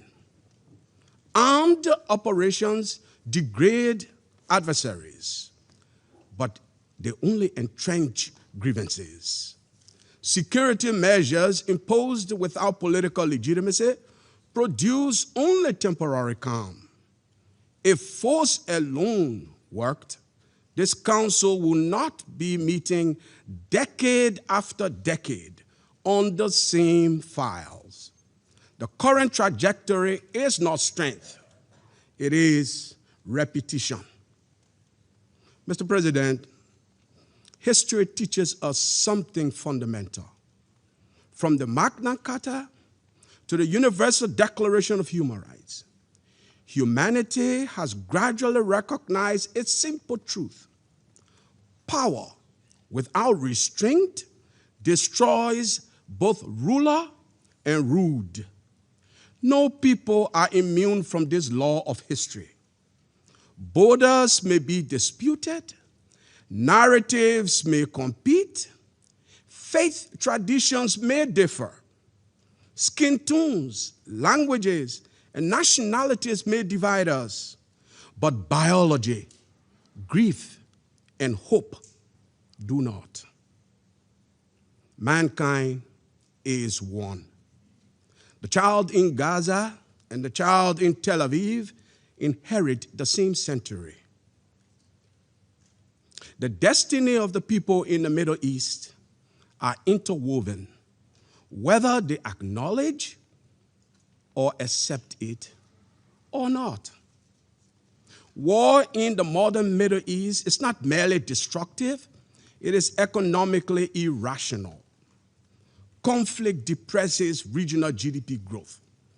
It drives capital flight, increases food insecurity, disrupts energy corridors, and destabilizes global markets. Billions are spent containing crises that could have been prevented through structured diplomacy. Perpetual war is not a strategy. It is a waste. Mr. President, Excellencies, the first obligation is simple. Civilians must be protected. International humanitarian law is not optional. It is not selective. It does not bend to politics. At least it should not. It applies, and it must apply equally. Indiscriminate attacks, hostage taking, collective punishment, and the targeting or misuse of civilian infrastructure must cease. Protection cannot be rhetorical. It requires clear operational deconfliction mechanisms, independent monitoring, accountability structures, explicit commitments from all armed actors. Without civilian protection, there is no moral credibility and no political foundation. Mr. President, humanitarian access must be predictable, scalable, and insulated from political bargaining. Temporary corridors that open only to close, then open, then close again, at will, do not stabilize societies. They exhaust them. Food, water, fuel, medicine, and shelter are not concessions. They are obligations.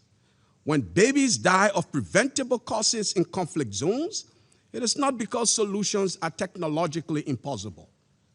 It is because decisions were not made. This council must insist that aid flows consistently and at volume commensurate with the need on the ground.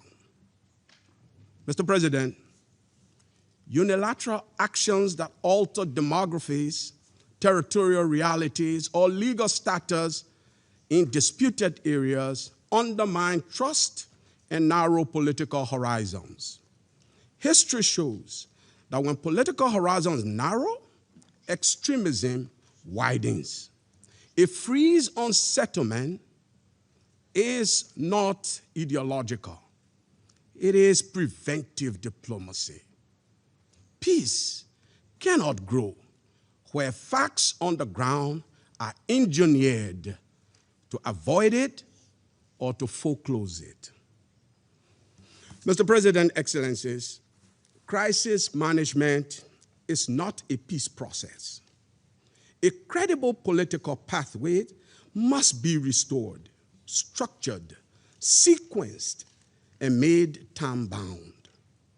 The two-state solution remains the internationally endorsed framework, not because it is perfect, but because no viable alternative has gained lawful or political consensus.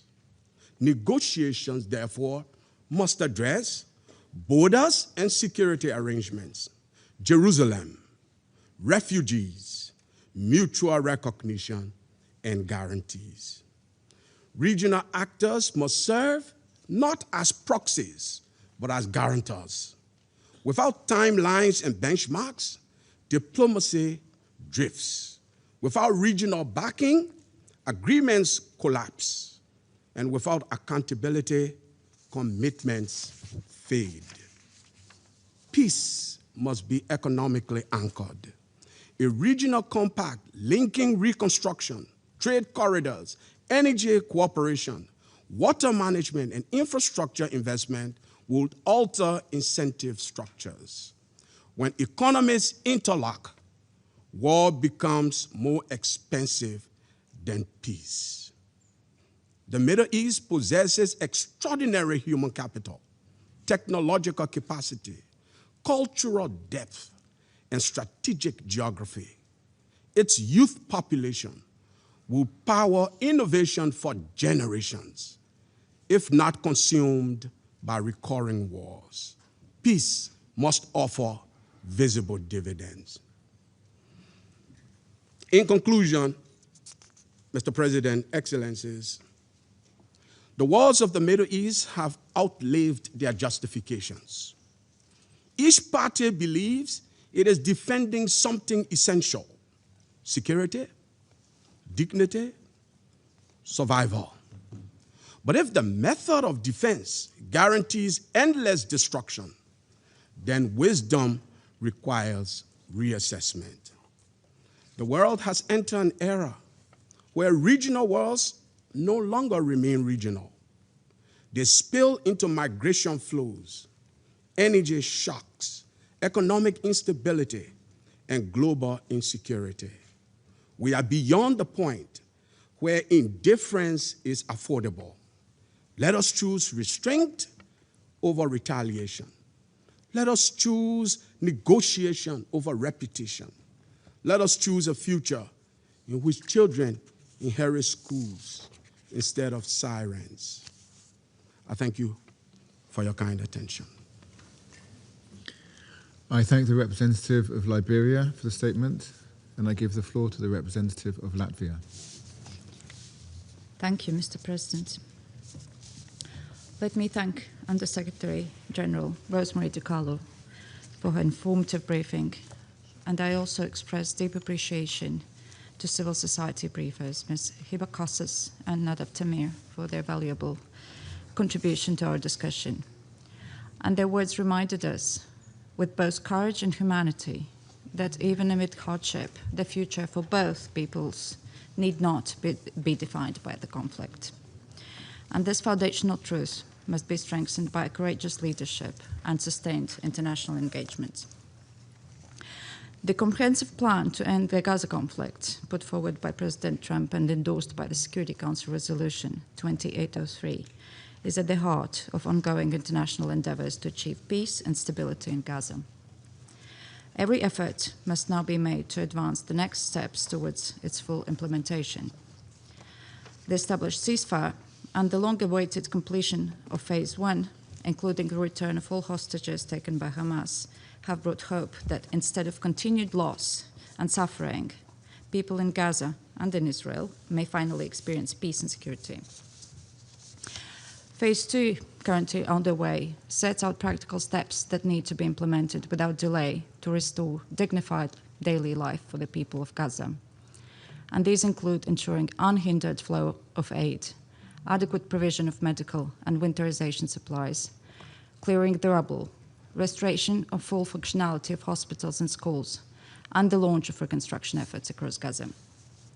The National Committee for the Administration of Gaza, entrusted with these responsibilities, should be empowered with the necessary means, tools, and access to effectively implement its mandate as set out in the peace plan and the Resolution 2803. The reconstruction of Gaza is closely linked to security and governance. The demand for Hamas to disarm and relinquish power must be enforced. The people of Israel deserve to live in peace and security without daily threat of terrorism. And we await the upcoming Board of Peace meeting announcing the deployment of UN-authorized stabilization force, as well as indispensable financial contributions required for development projects to be implemented for the benefit of the people of Gaza. We welcome the reopening of the Rafah crossing and urge the parties concerned to work towards increasing the number of people able to cross the border in both directions every day. And we support the redeployment of EU border assistance mission to Rafah and remain convinced that the mission can contribute to the safe and controlled cross-border movement. An unimpeded flow of goods remains essential and urgent as the humanitarian situation in Gaza continues to be deeply alarming, civilians facing shortages of food, water, medical supplies, and safe shelter.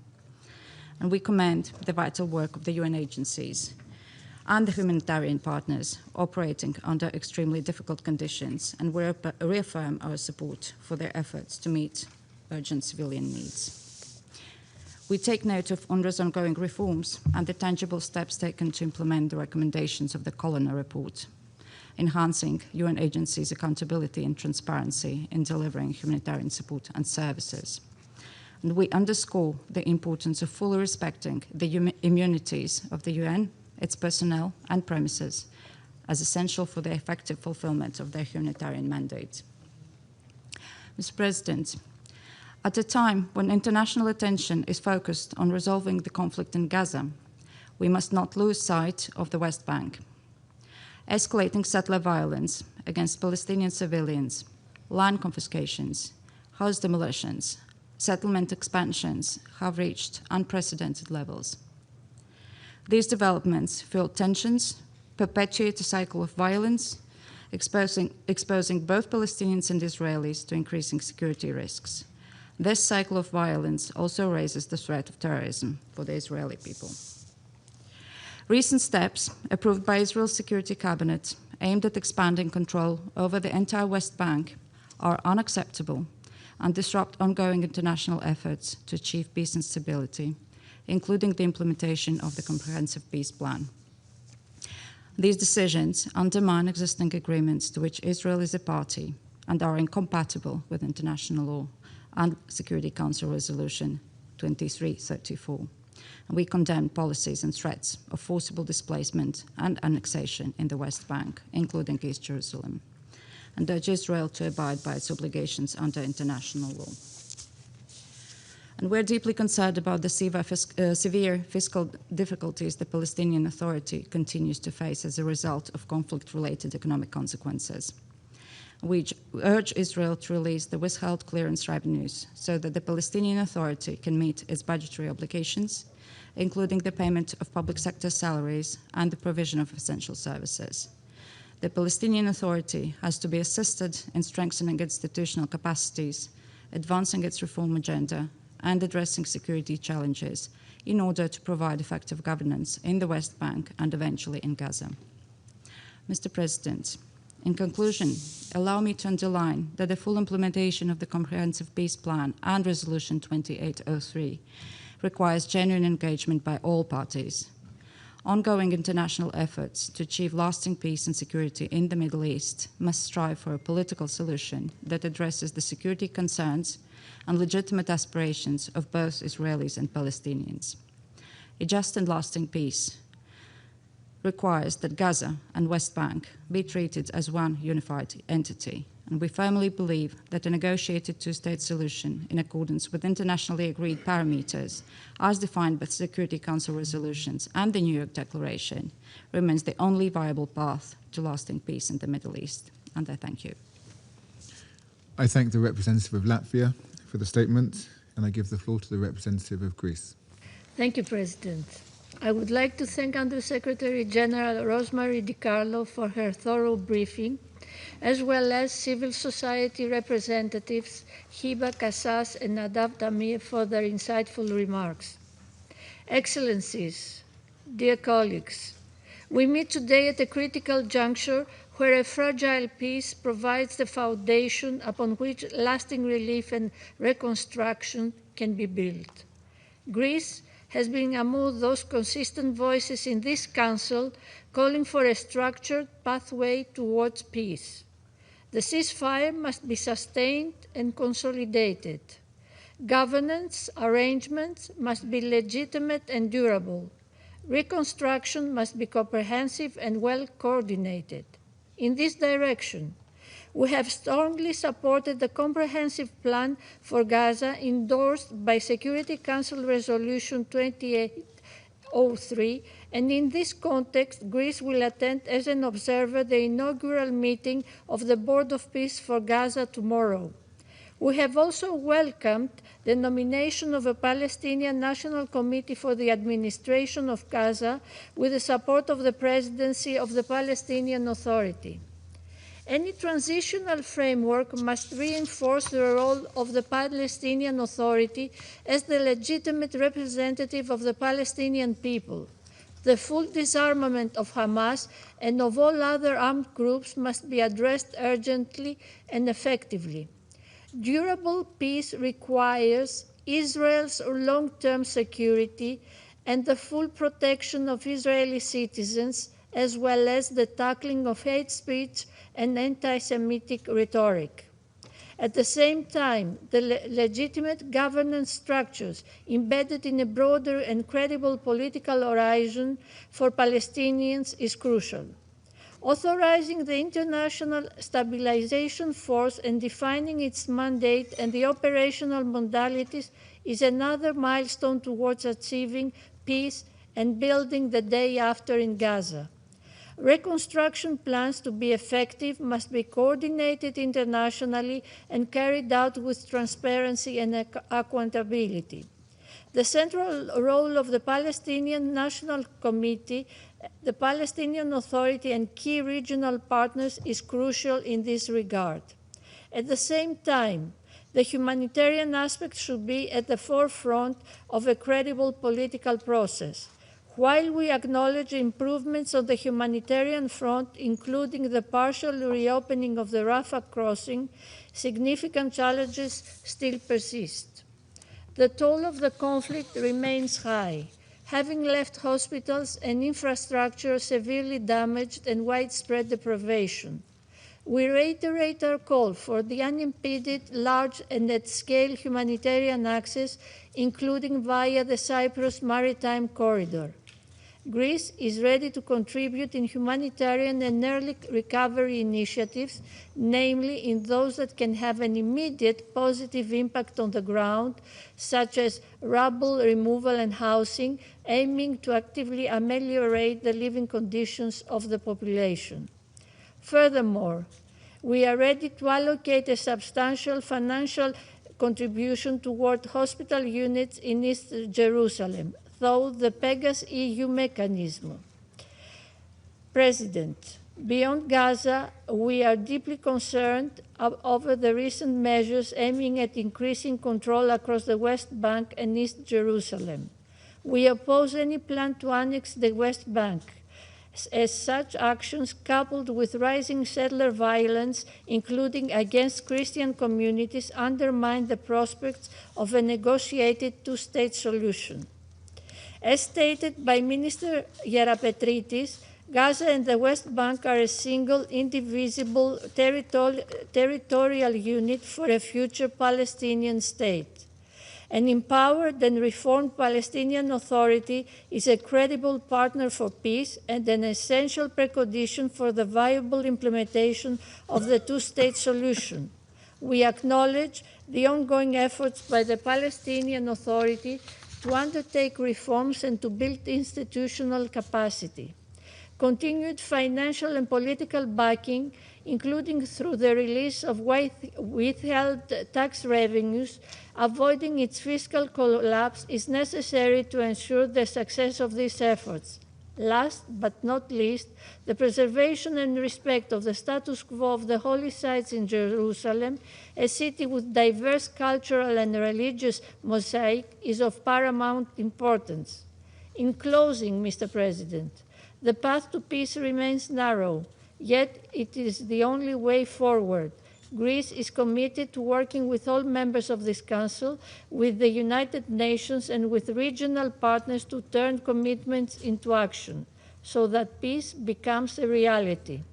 A negotiated, just, and lasting peace based on the two-state solution, the New York Declaration, and the relevant UN Security Council resolutions in which Israel and a viable and sovereign Palestine coexist side by side in peace, mutual recognition, and security is the only way forward. I thank you. I thank the representative of Greece for their statement, and I give the floor to the representative of Colombia. Gracias, señor presidente. Agradezco a la secretaria general adjunta Rosemary DiCarlo por su presentación, así como a los briefers por compartir con este consejo sus experiencias. Saludo también a la presencia de las delegaciones que nos acompañan hoy.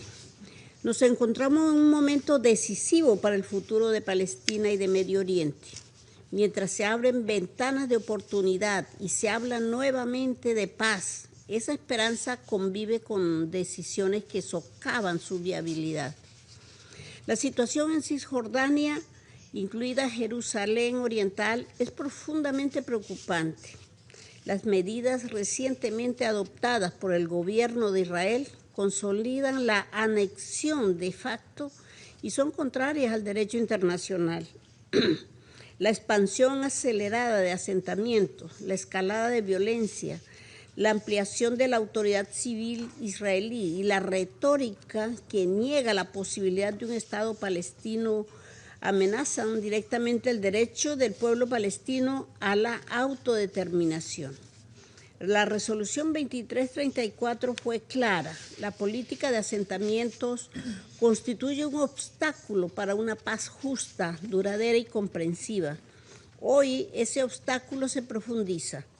Mientras los mediadores realizan esfuerzos para abrir espacio a un diálogo político y avanzar en la implementación de un plan de paz, las acciones sobre el terreno minan las bases mismas de ese proceso. ¿Cómo creer en compromisos políticos si al mismo tiempo se consolidan hechos y se pronuncian declaraciones que contradicen la solución que dicen respaldar?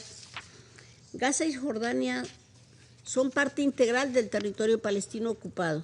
Su integridad y contiguidad deben preservarse. Colombia rechaza cualquier medida destinada a alterar la composición demográfica o territorial o a modificar el status quo de los lugares religiosos, a la vez que urge a Israel a revertir estas disposiciones y respetar plenamente las decisiones de este Consejo y de la Corte Internacional de Justicia. Señor presidente, en Gaza la situación continúa siendo alarmante. Persisten las violaciones del cese al fuego y las restricciones al acceso humanitario.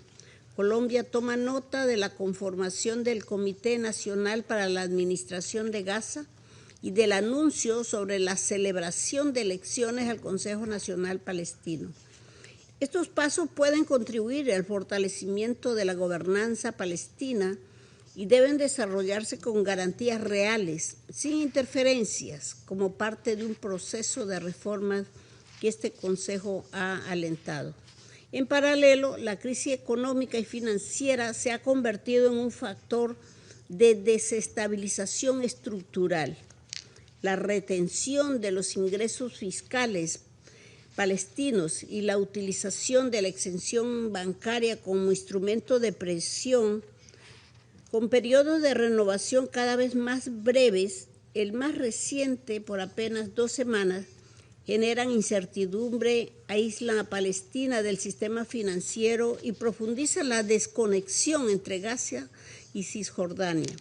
Empoderar, conforme a la Declaración de Nueva York, a un Estado palestino soberano, unificado y económicamente viable requiere la devolución íntegra de los ingresos retenidos y la existencia de un sistema económico y financiero sólido. En el plano humanitario, Colombia celebra la apertura del cruce de Rafah, pero manifiesta su preocupación por las limitaciones al ingreso a Gaza. Es imperativo garantizar la apertura de los cruces, facilitar la evacuación médica y el ingreso de ayuda en restricciones a escala y conforme a los principios de neutralidad, humanidad e independencia.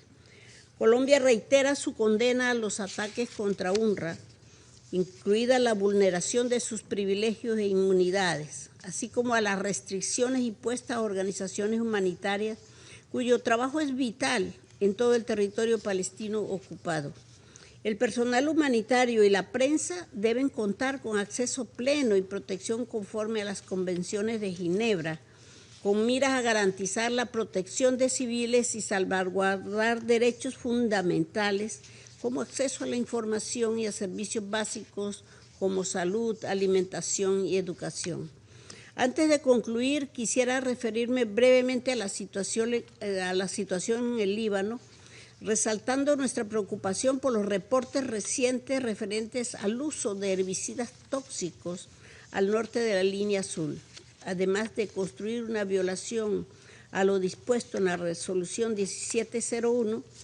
Estos actos pueden repercutir de manera significativa en la situación de los civiles que habitan dichas áreas, dado su potencial de afectar los cultivos y en consecuencia su sustento. Señor presidente, en este momento crítico la credibilidad del Consejo está en juego.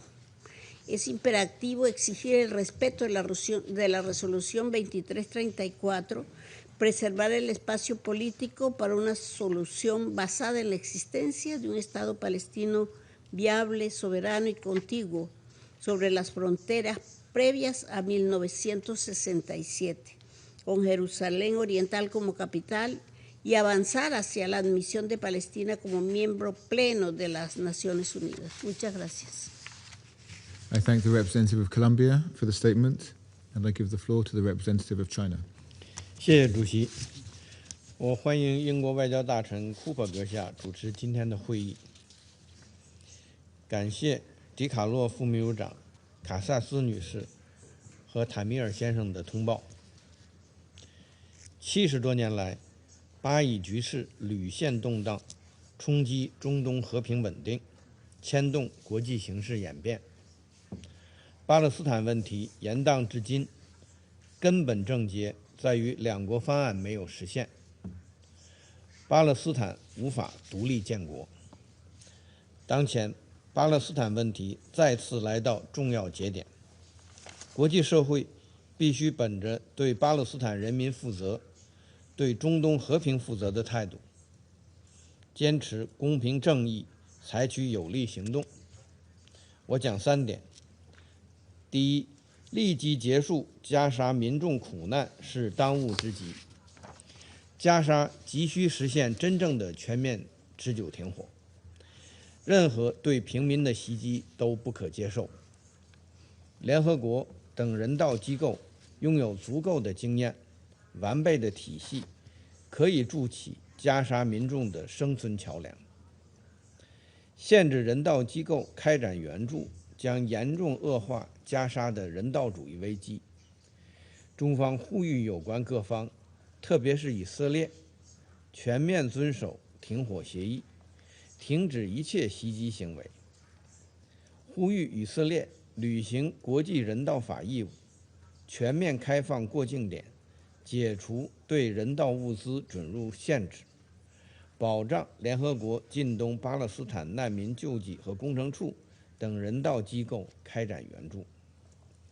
第二，稳妥推进加沙战后安排是应有之义。加沙属于巴勒斯坦人民，任何关于加沙未来的安排，都应坚持8人制8原则，尊重巴勒斯坦人民的意愿，照顾中东国家的合理关切，并同两国方案相衔接。任何强制改变加沙领土和人口结构的行径，都不会带来持久的和平，必须予以坚决抵制。中方将继续支持巴勒斯坦在加沙战后治理中的主导地位，支持安理会对加沙局势和战后安排保持密切关注，发挥应有作用。第三，坚持落实两国方案是唯一出路。近日，以色列宣布多项决定，在约旦河西岸开展土地登记，扩张对西岸的行政和执法措施。有关决定违反奥斯陆协议、国际法和安理会决议，将扩大对巴勒斯坦的非法占领，破坏两国方案的政治基础，并刺激西岸和加沙的脆弱局势。以色列应当听取国际社会的强烈呼声，停止定居点活动和蚕食巴勒斯坦领土，停止破坏巴勒斯坦民族权力机构的治理基础，落实两国方案，还巴勒斯坦人民以公平正义，是国际社会不可推卸的责任。我们要坚决拒绝一切试图吞并巴勒斯坦领土的企图，推动早日建立以1967年边界为基础，以东耶路撒冷为首都，享有完全主权的独立的巴勒斯坦国，实现巴勒斯坦人民建国权、生存权和回归权。主席，中方坚定支持巴勒斯坦人民恢复民族合法权利的正义事业，将继续同国际社会共同努力，推动加沙全面持久停火，缓解人道危机，落实两国方案，早日实现巴勒斯坦问题全面、公正和持久的解决。谢谢主席。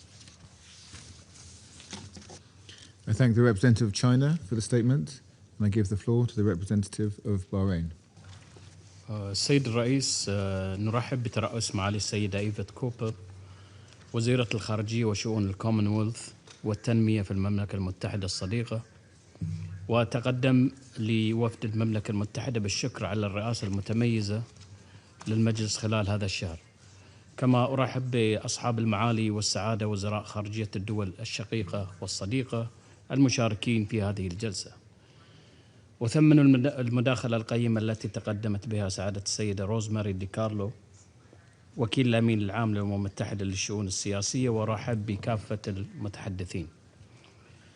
السيد الرئيس، اجتماعنا اليوم مع حلول شهر رمضان المبارك الذي تتجلى فيه أسمى معاني التسامح والتكاتف وقيم العطاء والبذل والإيمان، ونهنئ المسلمين جميعا بهذا الشهر الفضيل. كما يأتي اجتماعنا اليوم في ظل استمرار الصراعات وتصاعد التوتر في منطقة الشرق الأوسط والجهود المستمرة للتوصل إلى سلام شامل مستدام ينهي حالة العنف، بما في ذلك اجتماع مجلس السلام على مستوى القادة في واشنطن، والذي نتمنى له التوفيق والنجاح. السيد الرئيس، لقد شكل وقف إطلاق النار في غزة خطوة مهمة لوقف نزيف دماء المدنيين، ومن هنا نجدد التأكيد على أهمية تنفيذ المرحلة الثانية من الخطة الشاملة لإنهاء النزاع في غزة التي طرحها فخامة الرئيس الأمريكي دونالد ترامب، والتي نص عليها قرار مجلس الأمن رقم 2803، مجددين دعم مملكة البحرين للجهود التي يقودها فخامته لإحلال السلام في المنطقة. ومن هذا المنطلق انضمت مملكة البحرين إلى مجلس السلام التزاما منها بالمساهمة في إنهاء الحرب والدفع قدما نحو سلام عادل ومستدام يضمن الحقوق المشروعة للشعب الفلسطيني الشقيق ويعزز الاستقرار في المنطقة. وفي هذا الصدد ندعو إسرائيل إلى الامتناع عن توسيع سيطرتها في الضفة الغربية، لأن الإجراءات التي اتخذتها مؤخراً تمثل مخالفة صريحة للقانون الدولي والقانون الدولي الإنساني وقرارات مجلس الأمن ذات الصلة، وأبرزها القرار 2334، علاوة على أنها تتعارض مع الجهود المبذولة تجاه تحقيق حل الدولتين وإقامة الدولة الفلسطينية المستقلة ذات السيادة على حدود 4 يونيو لعام 1967 وعاصمتها القدس الشرقية جنبا إلى جنب مع دولة إسرائيل. وتشدد مملكة البحرين على ضرورة وقف هذه الخطوات الإحادية التي من شأنها أن تقوض جهود السلام التي تقودها الولايات المتحدة الأمريكية، وتشعل فتيل الأزمة المتوترة أصلا في الضفة الغربية، وتعيد المنطقة إلى دائرة التوتر والعنف، وتؤكد المملكة على ضرورة التمسك بحلول السلام التي حددتها المرجعيات الدولية. وترحب بلادي بالموقف الصريح لمعالي الأمين العام للأمم المتحدة الذي أعرب فيه عن القلق البالغ بشأن القرارات الإسرائيلية، ومحذرا من أن المسار الحالي في الضفة الغربية بما في ذلك القرار الأخير يقوض فرص حل الدولتين. ويأتي ذلك اتساقا مع مخرجات القمة العربية 33 التي استضافتها مملكة البحرين في عام 2024، والتي أكدت في إعلانها الختامي موقفا عربيا موحدا داعما للسلام، ودعت إلى زيادة الاعتراف بدولة فلسطين وعقد مؤتمر دولي للسلام تحت مظلة الأمم المتحدة، ورفض أي محاولات للتهجير القسري للفلسطينيين. ويتسق ذلك مع ما ورد في إعلان نيويورك بشأن تسوية قضية فلسطين وحل الدولتين الذي تم اعتماده بقيادة المملكة العربية السعودية الشقيقة والجمهورية الفرنسية الصديقة، والذي أكد رفض التغييرات الإقليمية والديمغرافية بما في ذلك التهجير القسري للمدنيين الفلسطينيين الذي يعد انتهاكا صارخا للقانون الدولي الإنساني. كما نشير إلى مؤتمر شرم الشيخ للسلام المنعقد في 13 أكتوبر لعام 2025، والذي شارك فيه حضرة صاحب الجلالة الملك المعظم حفظه الله ورعاه بحضور أبرز الشركاء الإقليميين والدوليين، والذي شهد توقيع وثيقة اتفاق إنهاء الحرب في غزة بعد عامين من الصراع الدامي.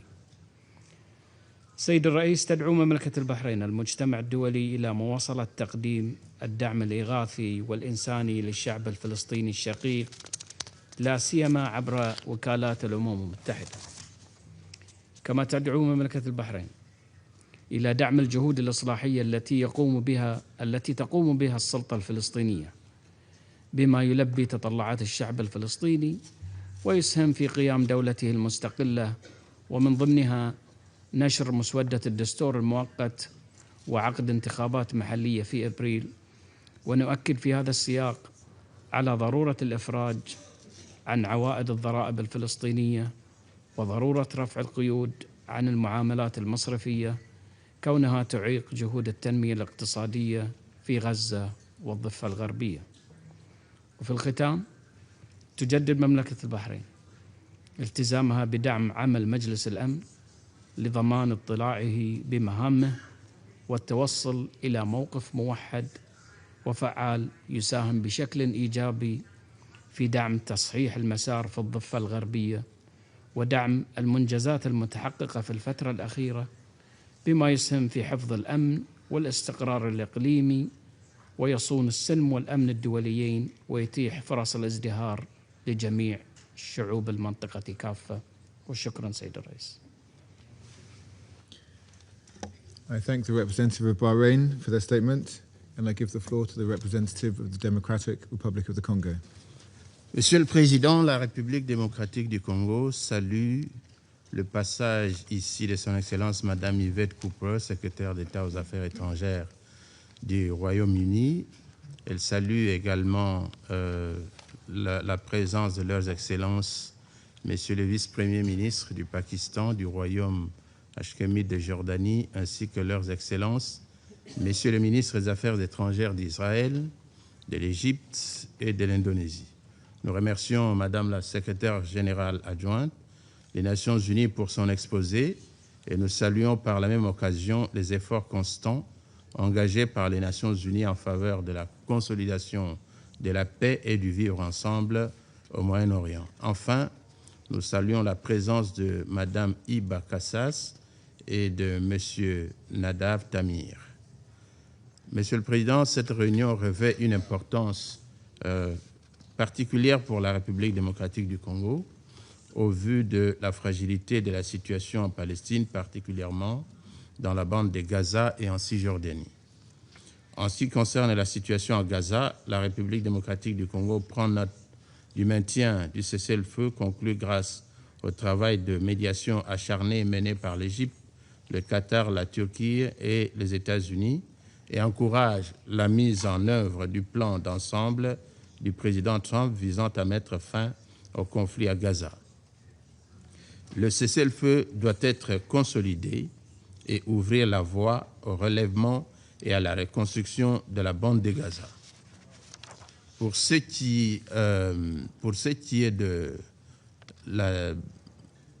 ce faire, je voulais dire, la République démocratique du Congo demande aux parties d'œuvrer pour l'amélioration de la situation humanitaire, de faire preuve de la plus grande retenue et de veiller au strict respect des obligations qui leur incombent en vertu de la Charte des Nations Unies et des principes du droit international.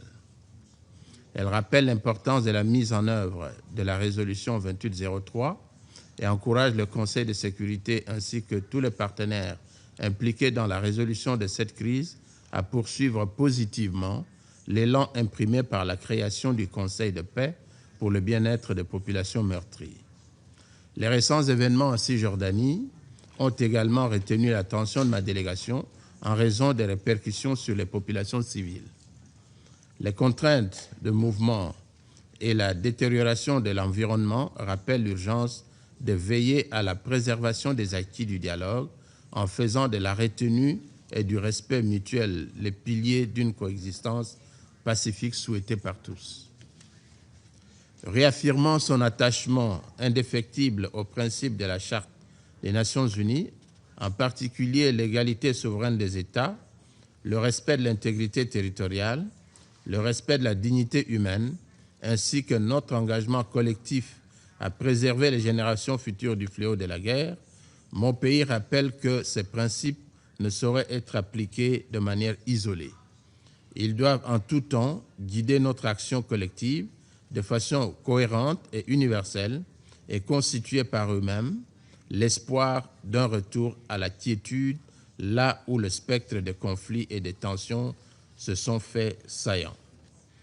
Dans un contexte régional déjà fragile, marqué par des défis politiques, sécuritaires et humanitaires, la République démocratique du Congo exhorte les parties à faire preuve de responsabilité et de privilégier la retenue en évitant toute mesure susceptible d'exacerber les tensions entre les peuples.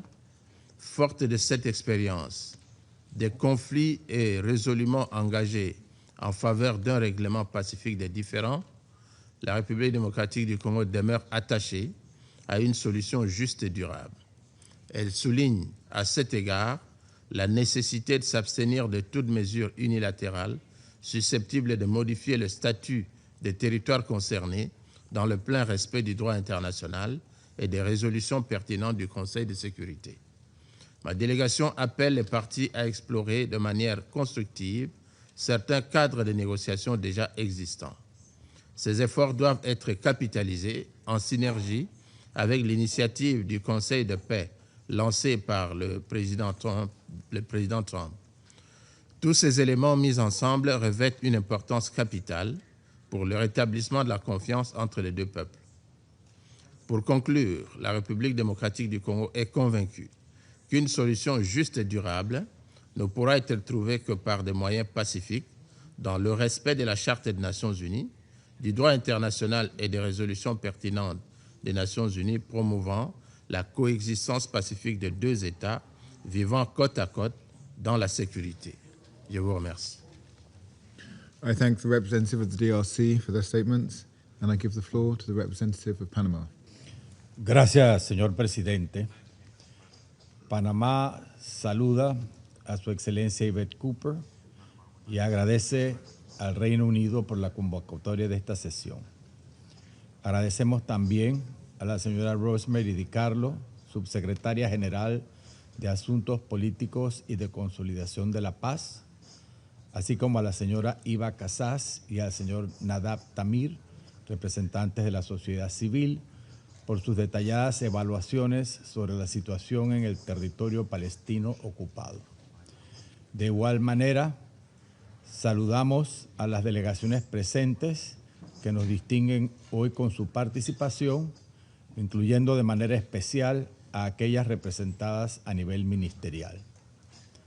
Panamá manifiesta su preocupación por el deterioro acelerado que se advierte en la situación en Cisjordania, ya que considera que sería contraproducente que se apliquen o intensifiquen medidas que puedan ser contrarias al derecho internacional, a los acuerdos internacionales vigentes y a las resoluciones pertinentes de este Consejo, en particular la resolución 2334, con graves implicaciones contrarias a los esfuerzos actuales de paz que se adelantan y que puedan permitir a las poblaciones de Israel y Palestina vivir en paz, dignidad y seguridad. De conformidad con lo que hemos sido informados en esta sesión, en Cisjordania, los desplazamientos y las demoliciones vinculadas al aumento sostenido de la violencia se han intensificado en 2026. Alrededor de 700 personas han sido desplazadas en 9 comunidades, algunas de las cuales han quedado totalmente deshabitadas. Insistir en estas acciones orientadas a alterar el carácter, el estatuto y la composición demográfica de Cisjordania correría el riesgo de alejar las condiciones mínimas para una solución política negociada a un conflicto de casi 8 décadas. Es importante evitar que Cisjordania pueda recorrer un camino de devastación y crisis humanitaria.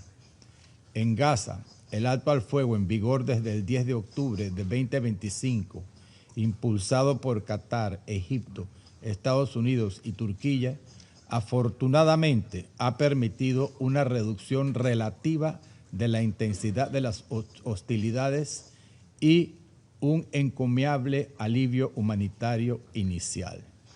Sin embargo, los informes más recientes indican que incidentes esporádicos han causado víctimas civiles, destrucción de infraestructura persiste, por lo que gran parte de la población permanece desplazada, sobreviviendo en condiciones difíciles. Esta fragilidad confirma que el alto al fuego por sí solo no basta. Requiere de voluntad política de todas las partes a fin de evitar medidas y acciones unilaterales que, lejos de contribuir a la estabilidad, profundicen la desconfianza y alejen cualquier horizonte de paz. En ese contexto, Panamá saluda los anuncios recientes realizados por el presidente de Estados Unidos, Donald Trump, relativos a la Junta de Paz, así como a los compromisos financieros y de personal internacional que han sido anunciados por otros países con el propósito de impulsar las fases del plan de 20 puntos respaldado por este Consejo mediante la resolución 2803. Este plan, que debe ser apoyado y protegido, constituye una referencia central para consolidar el alto al fuego, avanzar hacia una fase de estabilización y sentar bases realistas para la recuperación y la reconstrucción de Gaza, que entre sus puntos demanda que la brutalidad de Hamás no tenga ningún papel en su futuro. El futuro de Gaza debe estar bajo un liderazgo palestino, reformado y unificado, capaz de garantizar seguridad para su propia población y para sus vecinos. Señor presidente, los esfuerzos de estabilización y recuperación, tanto en Gaza como en Cisjordania, requieren el acompañamiento pleno y operativo del sistema de las Naciones Unidas. Valoramos y respaldamos profundamente el trabajo de todas las agencias y socios humanitarios sobre el terreno. Pleno acceso a asistencia humanitaria es prioridad urgente y por ello reafirmamos el respaldo a UNRWA y a las agencias y organismos no gubernamentales con capacidad y experiencia, cuyo servicio sigue siendo indispensable para atender necesidades básicas y brindar protección a millones de personas. A la vez que reiteramos nuestra preocupación por toda acción que afecte la inviolabilidad de los locales de las Naciones Unidas e insistimos que los privilegios e inmunidades de la organización deben ser respetados sin excepción. Panamá, presidente, reitera que la única vía viable, digna y sostenible sigue siendo aquello que permita que en un futuro que ojalá sea cercano, los pueblos de Israel y Palestina vivan lado a lado, en paz y seguridad, dentro de fronteras seguras y reconocidas, conforme al derecho internacional y a las resoluciones pertinentes del Consejo de Seguridad. Muchas gracias. I thank the representative of Panama for the statement, and I give the floor to the representative of Denmark. Thank you, Mr. President. And let me also thank Undersecretary Di Carlo for her briefing, and Ms. Hiba Kassas and Mr. Nadav Tamir for their important statements that give reasons for hope. Mr. President, we meet today 3 months after the adoption of Resolution 2803, which endorsed President Trump's peace plan for Gaza. That plan offered long-awaited hope to civilians in Gaza who have suffered for far too long. It has helped to halt outright famine, reunite hostages with their families, and reopen the Rafah border crossing for medical evacuations. In short, it restored the prospect of peace. Now, the challenge is to turn that prospect into reality, to create a comprehensive and lasting peace, a peace where Palestinians and Israelis live side by side in peaceful coexistence and security. For such peace to take place, the following developments are important. First, the territorial integrity of a future Palestinian state must be preserved. Denmark condemns the recent decision by the Israeli Security Cabinet to expand Israeli control in the West Bank. This decision will harm efforts to advance peace and stability for Israelis and Palestinians alike. It clearly also undermines the viability of the two-state solution. Any attempt at annexation runs counter to Israel's obligations under international law and must be prevented. Denmark calls on Israel to reverse this decision and to immediately halt and reverse the continued expansion of settlements, the legalization of outposts, the seizure of Palestinian land, and the implementation of the E1 plan. These actions not only deprive Palestinians of their land, they are rendering the creation of a contiguous and viable Palestinian state virtually impossible. Second, the ceasefire in Gaza must be fully respected by all parties, and Resolution 2803 fully implemented, including regarding humanitarian aid. Despite recent improvements, humanitarian needs in Gaza remain immense and urgent, while too much life-saving aid continues to be prevented from entering. Denmark calls on Israel to fully lift all restrictions on humanitarian aid. This includes shelter, medicine, food, equipment for rubble removal, items considered dual use, and ensuring that children can return to school. We urge Israel to allow greater freedom of movement for people through the Rafah crossing and the reopening of additional crossings, including the Allenby crossing to Jordan. The UN-led humanitarian system, including UNRWA, working hand in hand with international NGOs, remains best placed to carry out the monumental task of delivering humanitarian aid at scale. We therefore call on Israel to reverse its decision to deregister international NGOs. We reiterate our deep concern regarding Israeli legislation prohibiting and de facto preventing any UNRWA presence within Israel and in Jerusalem, including by demolishing the UNRWA headquarters. We urge the government of Israel to abide by its international obligations to ensure the protection and inviolability of United Nations premises. Third, Denmark is committed to achieving tangible progress on the peace plan, including the reconstruction of Gaza, and underline the need for Palestinian self-determination. We reiterate our call on Hamas and other armed groups to give up their arms. Terrorist organizations must be disarmed and cannot play any role in Gaza's future governance. Madam President, the ceasefire in Gaza was hard-won. It must be preserved. But we must not forget the West Bank. Both are inseparable, indispensable parts of this whole, of a future Palestinian state, of a future that offers security for Israelis and dignity, self-determination, and hope for Palestinians. I thank you. I thank the representative of Denmark for the statement. I now give the floor to the permanent observer of the Observer State of Palestine. Madam President, allow me at the outset to thank you for convening this briefing and for your decision to preside over it, and also thank the Deputy Prime Ministers and Foreign Ministers of Jordan and Pakistan, and also the Foreign Ministers of Egypt and Indonesia for participating in this meeting. Allow me also to thank the three briefers. I would also like to thank the Arab and Muslim countries, including the mediators, for their mobilizing the support for the cause of Palestine and their participation in this important meeting. Madam President, today is the first day of Ramadan, the holy month that should be a month of peace and spiritual reflection.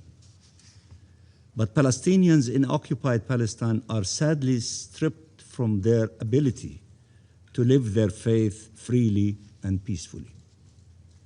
From the centuries-old Christian and Muslim houses of worships destroyed, to the assault on Al-Haram al-Sharif and Al-Haram al-Ibrahimi, to the military checkpoints and restrictions against Muslims and Christians' pilgrimage, there is no peace anywhere, anytime. The Holy Land, sacred for the three monotheistic religions, yearns for peace and remains deprived of it. Madam President, Israel's goal has been for a while now to remove the Palestinian people, to seize Palestinian land. The scale and the pace have changed dramatically, but the tools and the objectives are the same. Settlements and settler terrorism, land expropriation and diverse excuses and house demolitions, the takeover of land registration, all to serve that ultimate objective, annexation. Madam President, Palestine belongs to the Palestinian people.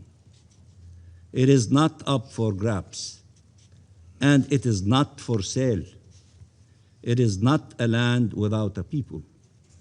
And despite all its efforts, Israel will not transform us into a people without a land. The latest Israeli decisions mean we have reached the end of the road. Now annexation is in full display. Unchallenged, it will define our region's future and doom it. It will also redefine the world we live in. Whatever the Israeli foreign minister will claim today, you all know the truth. This Israeli government considers us alien to our own land, refuses to recognize our existence as a nation.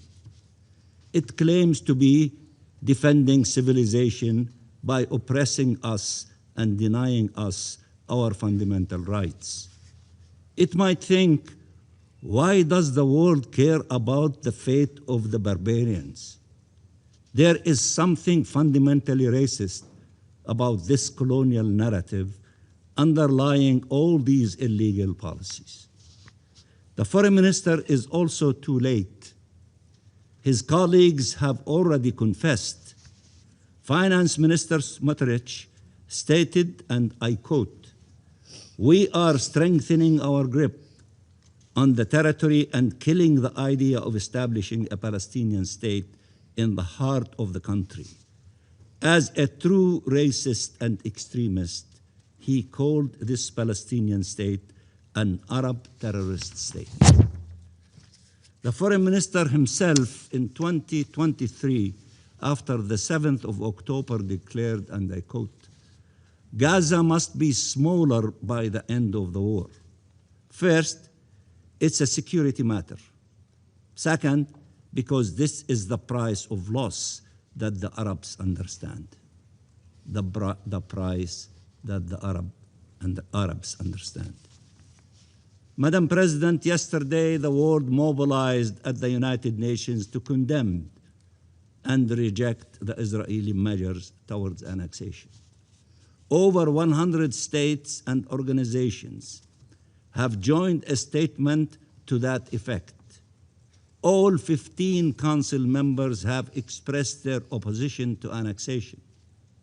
Annexation is a breach of the UN Charter and of the most fundamental rules of international law and of UN resolutions, including those of this Council.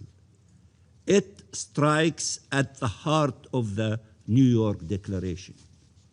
It is a breach of President Trump's plan and constitutes an existential threat to ongoing peace efforts. The Security Council has a duty to act, and all states who are seeking peace must act. What does it tell us that Israel doubles down on annexation despite international rejection and outrage days before the meeting of the Board of Peace in Washington, and while the US administration, regional and international actors are seeking to consolidate the fragile ceasefire in Gaza? The same ceasefire Israel is undermining by killing Palestinians, restricting humanitarian aid and access, hampering the proper functioning of the Rafah crossing, and opposing the natural role of the Palestinian government in Gaza. Let me be clear. We welcomed President Trump's peace plan. For us, it was about saving lives through the ceasefire and by ending famine. It was to ensure, as the plan states, that there will be no annexation, no occupation, and no forcible displacement. We hope these would be the first steps towards the exercise by the Palestinian people of their right to self-determination, including their right to their independent state leading to peace, as stated by the plan. Madam President, the ceasefire agreement saved lives, Palestinian and Israeli lives. President Trump, through the ceasefire, delivered the release of the Israeli hostages. But the agony of the Palestinian people is very far from over. Israel does not want a ceasefire. Its goals remain occupation, annexation, and forcible displacement. In Gaza now, split in two, and in the West Bank, including East Jerusalem. The question before us is clear. Israel had to choose between annexation and peace. I repeat, Israel has to choose between annexation and peace. It choose annexation. We all reject annexation. So how are we going to stop Israel? The Israeli government is moving fast. It hopes to be done before the world mounts a proper response. It will pretend to give in from time to time tactically and pursue land grab strategically. And if not confronted, it will impose its will on all. This is delusional. Palestinians have been confined in smaller and smaller spaces, but they have not disappeared. Their numbers kept growing. So now, Israel speaks of control from the river to the sea, a space in which there are 7.5 million Palestinians. What does it intend to do with them exactly? Provide them with equal rights? I doubt. I doubt it. Or make their lives impossible through death, devastation, and displacement in the hope they will be convinced there is no life possible in their ancestral land? And will we all watch while it tries?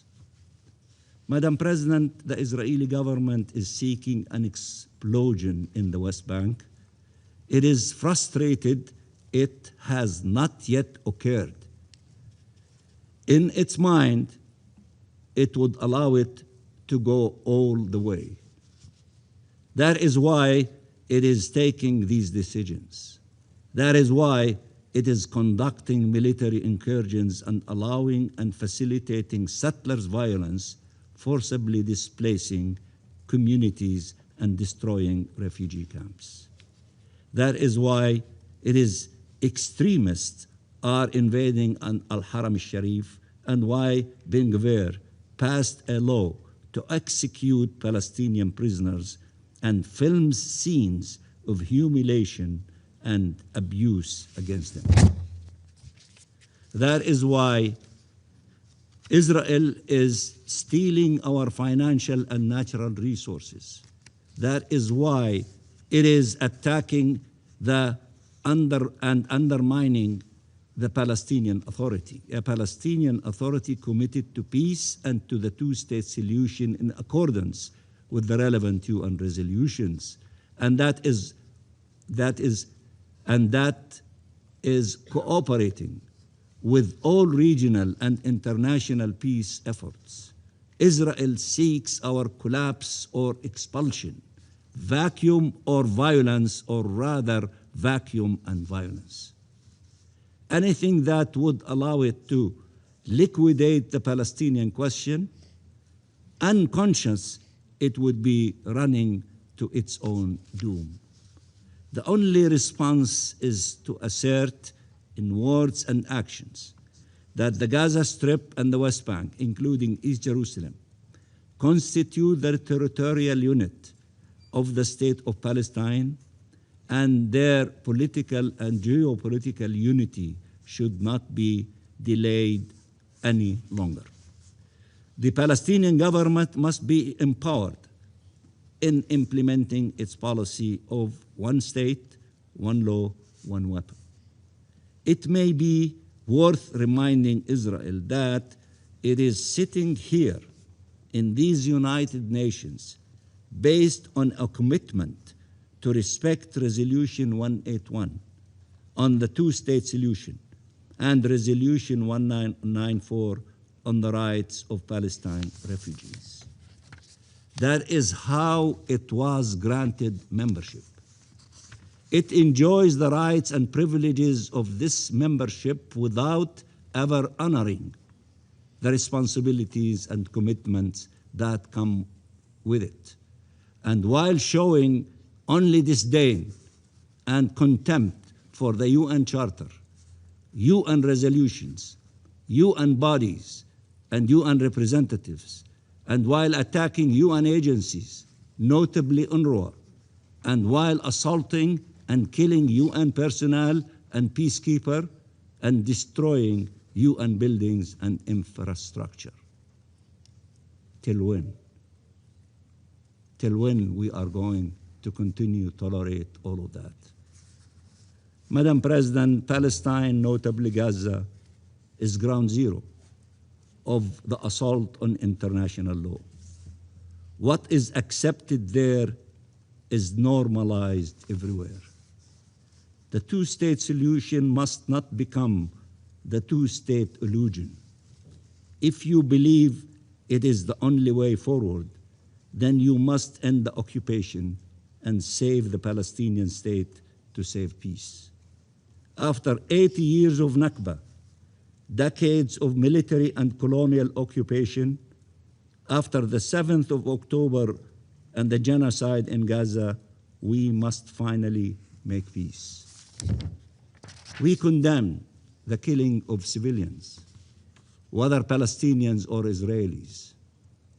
I repeat, we condemn the killing of civilians, whether Palestinians or Israelis.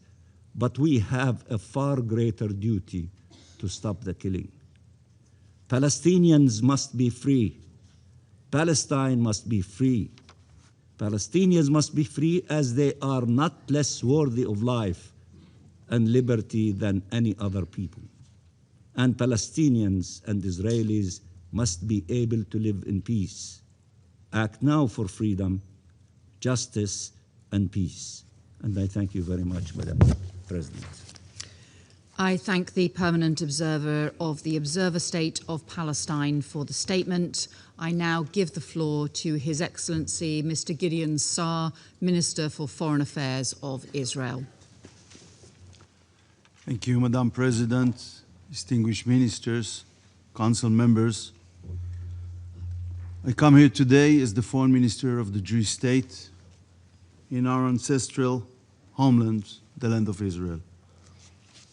First, let me say it was quite amusing to hear the representatives of the Russian Federation speak about the law and international law,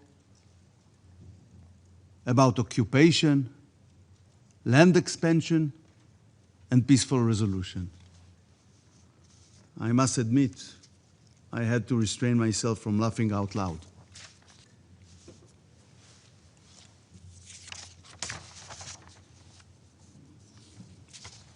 Ladies and gentlemen, around 4,000 years ago, our patriarch Abraham lived and walked in ancient Hebron, Beersheba, and Beit El.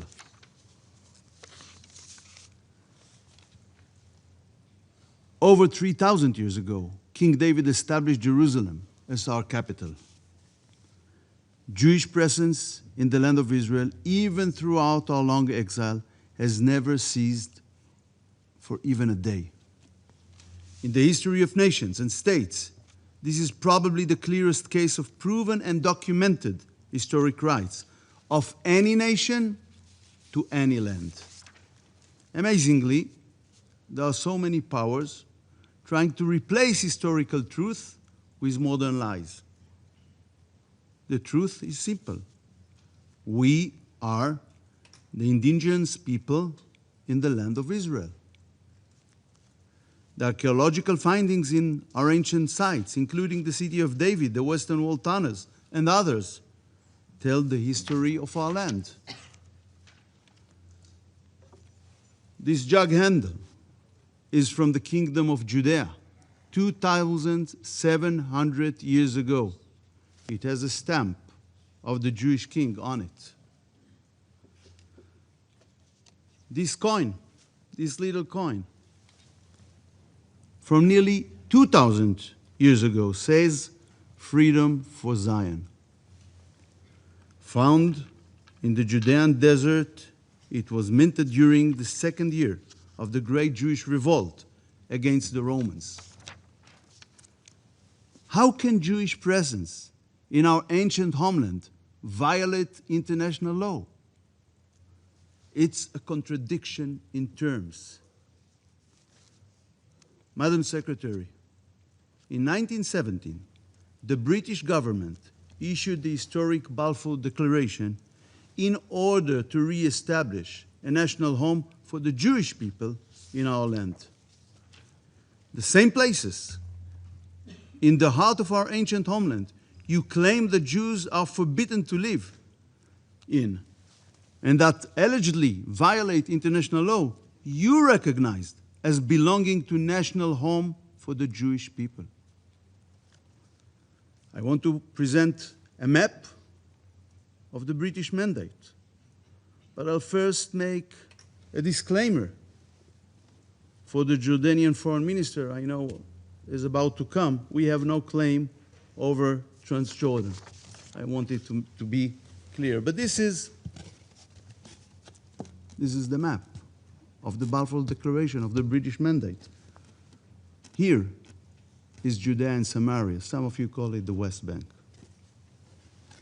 In 1921, then Secretary of State for the Colonies, Winston Churchill, said on a visit to the land of Israel, "It is manifestly right that the Jews should have a national home. And where else could that be but in this land with which for more than 3,000 years they have been intimately and profoundly associated?"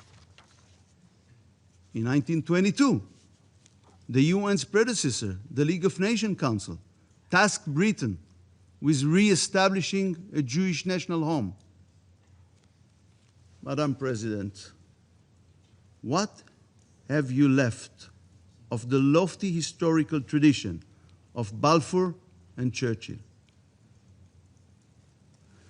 The claims in this discussion, as one of many, are yet another example of the hypocritical obsession with Jewish presence in the heart of our tiny land. The claim that Israelis cannot live in Judea and Samaria isn't just inconsistent with international law and Britain's own Balfour Declaration. It is morally distorted. How can Jews be allowed to live in London, Paris, or New York, but not in the cradle of our own civilization, ancient Jerusalem, which you call East Jerusalem, Shiloh, Hebron, and Beit El? Madam President, it is our country. It is not 13,000 kilometers from our country, like the Falkland Islands. The Argentinian calls it the Malvinas Islands. A dispute you hadn't solved with Argentina until today. Ladies and gentlemen, President Trump's 2020 deal of the century made it clear our communities in Judea and Samaria will remain intact in any permanent agreement. There will be peace one day. It won't be achieved by removing people from their homes, Jews or Arabs, neither of them. The idea that Jewish communities are an obstacle to peace is outrageous. It's disconnected from the current and past reality in Judea and Samaria. With all due respect, we will not abandon our heritage, security, and future to ease other countries' domestic political difficulties. Israel signed the Oslo Accords and received a murderous intifada of suicide attacks. Israel unilaterally withdrew from Gaza in 2005. We dismantled our communities, our army bases, and even our cemeteries. We received the world's largest terrorist state in Gaza and the October 7th massacre. When will you get it? We will not risk our own existence. Distinguished members, the Palestinian Authority formed based on the Oslo Accords is grossly violating these agreements upon which it was founded. The PA committed to fighting terror and incitement, yet you won't find terrorists in their jails. Additionally, the Palestinian Authority legislated a distorted pay-for-slay policy providing salaries to terrorists and their families. How come none of you said anything about it? Anyone? The United States State Department reported to Congress that the PA committed to paying over $200 million in salaries to terrorists in 2025 alone, significantly more than 2024. A few weeks ago, Abbas dismissed his finance minister to shift the blame for pay-for-slay on him. But the new finance minister admitted a week ago that pay-for-slay will continue despite their financial difficulties. But you don't say a word about it, do you? The Palestinian Authority continues to incite against Jews and Israel in textbooks, schools, kindergartens, mosques, and media. This map from the Palestinian elementary school in Hebron displays skulls on top of Jewish community. Skulls. What's the message for the children? This is the fate they intend for the Jews. The Palestinian Authority, just like Hamas, is brainwashing the minds of the next generation to hate Jews. Under the Palestinian Authority, there is a systematic destruction of holy and archaeological sites. The Palestinians use tractors to damage the biblical site of Mount Abel. You probably know from the Bible. Systematically destruction. Not a word about it. But this is the history of this land. They are destroying. Palestinians are diverting water and committing environmental offenses to harm citizens, to harm our citizens. And you can see it here. Burning of waste in Palestinian areas deliberately pollutes the air and harms the health of residents in nearby Israeli cities. This body claims to champion environmental protection. Where are your voices?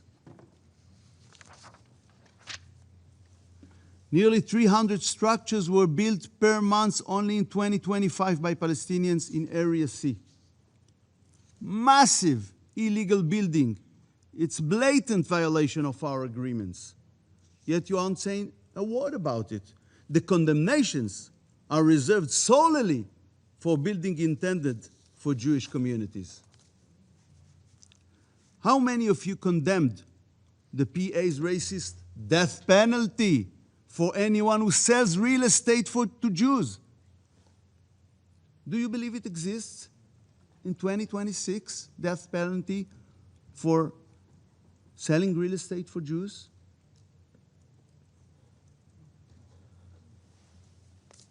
Jordanian law, which applies to what you call the West Bank, forbids the sale of real estate to any non-Arabs, Jews or non-Jews, American, Chinese, Russian.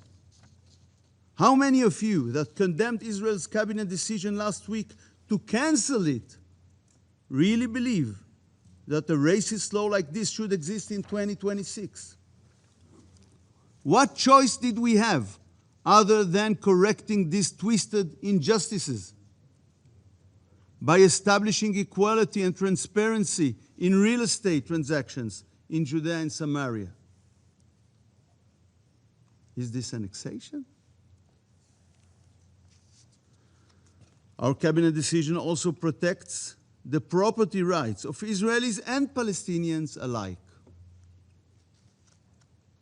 Dear members, the international community turns a blind eye to the PA's ongoing practices and violations.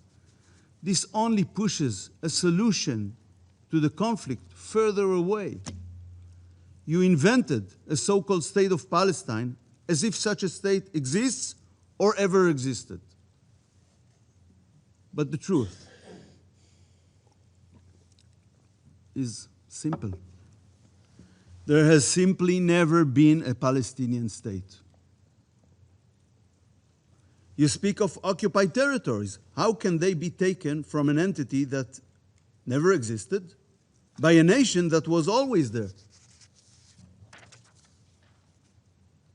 This reminds me of the Roman Emperor Hadrian. He destroyed Jerusalem and built a new city on its ruins in 130 CE, calling it Ilia Capitolina. His goal was to erase the memory of the Jewish capital. Has anyone today, any one of you, heard of Ilia Capitolina? But everyone knows Jerusalem. For over 3,000 years, since King David, Jerusalem has been the Jewish people's eternal capital, and it will remain so forever. West Jerusalem, East Jerusalem, one Jerusalem under Israel's sovereignty. If you wondered where the name Palestine was born, it was the same Hadrian. He renamed the land of Israel Syria Palestina to try and erase the Jewish connection to our land. It didn't work, by the way. Another fact, only Israeli sovereignty over Jerusalem ensures the freedom of worship for all three religions, Jews, Christians, and Muslims. There are over 2 million Arab citizens in Israel. They enjoy equal rights. They are represented in our parliament and in our Supreme Court. Of course, they enjoy freedom of worship. Muslims around the world are beginning to celebrate Ramadan. I wish them Ramadan Kareem. We will continue enabling freedom of worship, including on the Temple Mount. But during Ottoman rule and through the British Mandate, Jews were forbidden from entering the tomb of the patriarchs in our ancient city of Hebron. Our ancestors were restricted to praying at the 7th step on the outside staircase. In Yemen today, Christians are banned from practicing their faith openly. The Iranian regime considers home churches a national security threat. Not a word about these countries. Israel is the only power standing against huge forces of barbarism, terror, and extremism. Distinguished members, tomorrow I'll have the honor to representing Israel at President Trump's Board of Peace Summit in Washington, D.C. We support President Trump's plan for Gaza.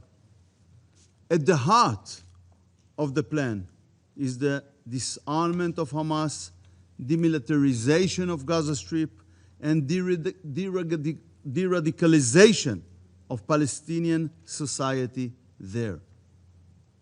This is why it's the first comprehensive plan, deals with the root problems. Hamas is solely responsible for the humanitarian situation you all described, for the suffering of Israelis and Palestinians alike. Yet members of this council attack Israel obsessively with no connection to reality. Even when, as the American ambassador had said, more than 4,200 trucks per week enter Gaza. Statements must be connected to reality and to what shapes it. I want you to honestly ask yourselves, what's more impactful, this UN meeting or tomorrow's summit? Have you asked yourselves why everyone is focused on tomorrow's DC summit and not this meeting? It's time to speak the truth. The Palestinians are at the forefront of radical Islam's war to eliminate Israel. It hasn't changed. And make no mistake, the West is next. It's time to stop with the one-sided, unbalanced approach. I call on the UN to wake up before it loses its remaining importance, influence, and status. I thank you. I thank His Excellency Mr. Saar for the statement, and I now give the floor to His Excellency Mr. Ayman Safadi Deputy Prime Minister and Minister for Foreign Affairs and Expatriates of Jordan. بسم الله الرحمن الرحيم. معالي الرئيس، أهنئك على تولي المملكة المتحدة رئاسة المجلس لهذا الشهر، وأشكرك على الدعوة لهذه الجلسة. السيدات والسادة، توقفت المجزرة في غزة، لكن معاناة أهلها لم تنتهي. ما تزال بيوتها مدمرة، ومدارسها ركاما، وأطفالها جوعى، وجرحاها ومرضاها من دون علاج. أوقف الرئيس الأمريكي دونالد ترامب الحرب بعد أكثر من عامين من القتل والتدمير والتجويع، ووضعت خطته خريطة طريق لإعادة البناء وتثبيت الاستقرار والتقدم نحو تحقيق السلام. تنفيذ هذه الخطة بكل بنودها هو الطريق لإنهاء هذه المعاناة. يجب أن تتوقف خروقات وقف إطلاق النار. أكثر من 1500 خرق إسرائيلي لوقف النار منذ إعلان التوصل عن اتفاق وقف إطلاق النار. أكثر من 600 فلسطيني ارتقوا خلال هذه الفترة. يجب أن تتدفق المساعدات الإنسانية إلى غزة من دون عوائق، وأن تنطلق عملية إعادة الإعمار، فيعاد بناء غزة التي يجب أن تبقى مرتبطة بالضفة الغربية وبما فيها القدس الشرقية المحتلة، لتتجسد الدولة الفلسطينية المستقلة ذات السيادة على كل الأرض الفلسطينية المحتلة، وتعيش بأمن وسلام إلى جانب إسرائيل على أساس حل الدولتين ووفق قرارات الشرعية الدولية. سيدات والسادة، يدعم مجلس الأمن والاستقرار في الشرق الأوسط بدعم تنفيذ خطة الرئيس ترامب في غزة وقرار مجلس الأمن 2803، ويحمي المجتمع الدولي حق كل شعوب منطقتنا في العيش بأمن وسلام بمنع إسرائيل من الاستمرار في ضم الضفة الغربية المحتلة. المجتمع الدولي كله يرفض ضم الضفة الغربية. الرئيس دونالد ترامب أكد أنه لن يسمح بضم الضفة الغربية، لكن الحكومة الإسرائيلية سرعت إجراءاتها اللاشرعية التي تجعل من ضم الضفة الغربية أمرا واقعا يقتل كل فرص تحقيق السلام. الحقائق واضحة، والإجراءات الإسرائيلية اللاشرعية لا يمكن إخفاؤها. فللمرة الأولى منذ احتلال الضفة الغربية في العام 1967 صادقت الحكومة الإسرائيلية على مشروع قرار يتيح لها الاستيلاء على أراضٍ فلسطينية وتسجيلها تحت مسمى أراضي دولة، ما يمهد لضم أكثر من 60% من مساحة الضفة الغربية في المنطقة سي. وفي قرارات لا شرعية أخرى سمحت الحكومة الإسرائيلية للمستوطنين بشراء أراضٍ في الضفة الغربية المحتلة، وأعطت نفسها صلاحيات الهدم والرقابة في مناطق ألف وباء الخاضعة إداريا للسلطة الوطنية الفلسطينية، وسنت تشريعات تسرع مصادرة أملاك الفلسطين في القدس الشرقية. وقبل ذلك صادقت الحكومة الإسرائيلية على قرار إنشاء 54 مستوطنة جديدة، وأنشأت ما لا يقل عن 86 بؤرة استيطانية في أكبر عملية توسع استيطاني منذ أن بدأت الأمم المتحدة برصد هذا الضم الممنهج للأرض الفلسطينية المحتلة.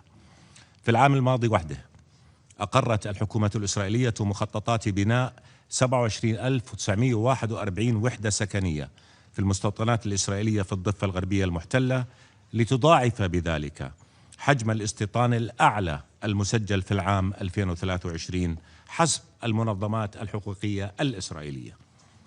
واستأنفت إسرائيل بناء 3400 وحدة سكنية استيطانية في المنطقة E1 شرق القدس بهدف فصل شمال الضفة الغربية عن جنوبها، ناهيك عن تهجير أكثر من 37 ألف فلسطيني من بيوتهم في الضفة الغربية، وتدمير أكثر من 5000 منزل ووحدة إنشائية منشأة في الأرض الفلسطينية المحتلة.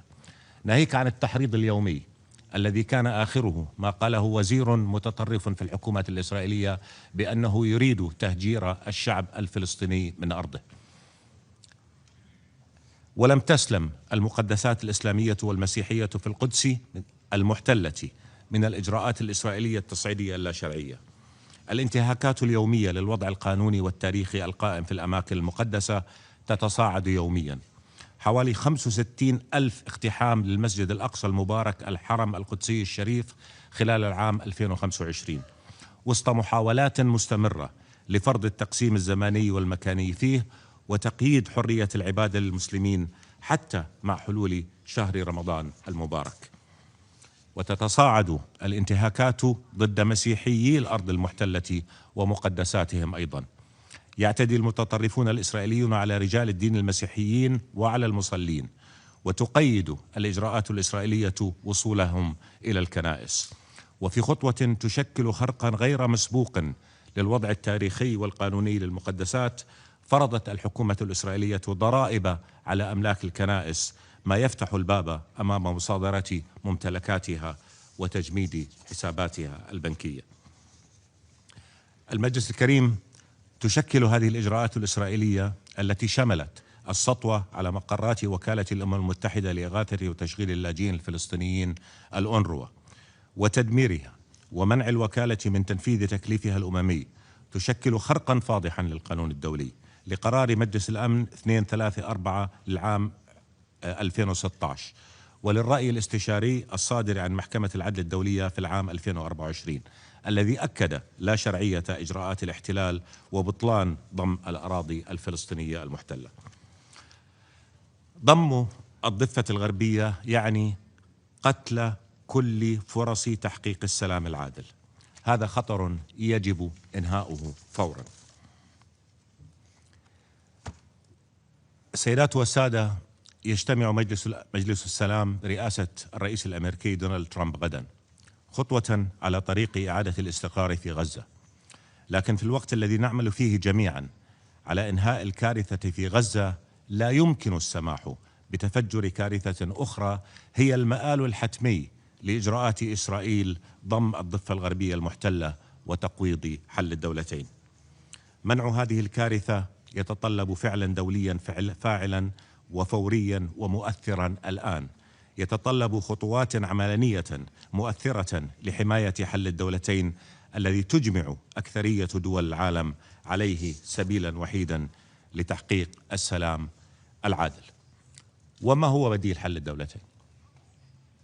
حال الدولة الواحدة حيث يعيش أكثر من 5 ملايين فلسطيني في الضفة الغربية المحتلة وغزة تحت الاحتلال، أم أنهم سيحصلون على حقوقهم الكاملة مواطنين بحقوق إنسانية وسياسية كاملة؟ إن لم يكن هذا هو هذه هي الحال، فالبديل هو أبارثايد ممنهج، وهذا لن يحقق السلام ولن يحقق الأمن ولن يحقق الاستقرار لا لإسرائيل ولا للفلسطينيين ولا للمنطقة كلها. ونحن نريد السلام العادل ونعمل من أجل السلام العادل الذي يلبي حق الشعب الفلسطيني في الحرية والدولة على أرضه التاريخية، أرض آبائه وأجداده. ولن تستطيع أي محاولة لتشويه التاريخ أن تلغي حق الشعب الفلسطيني في أرضه، أن تلغي حقه في أشجار الزيتون التي زرعها أجدادهم على أرضهم.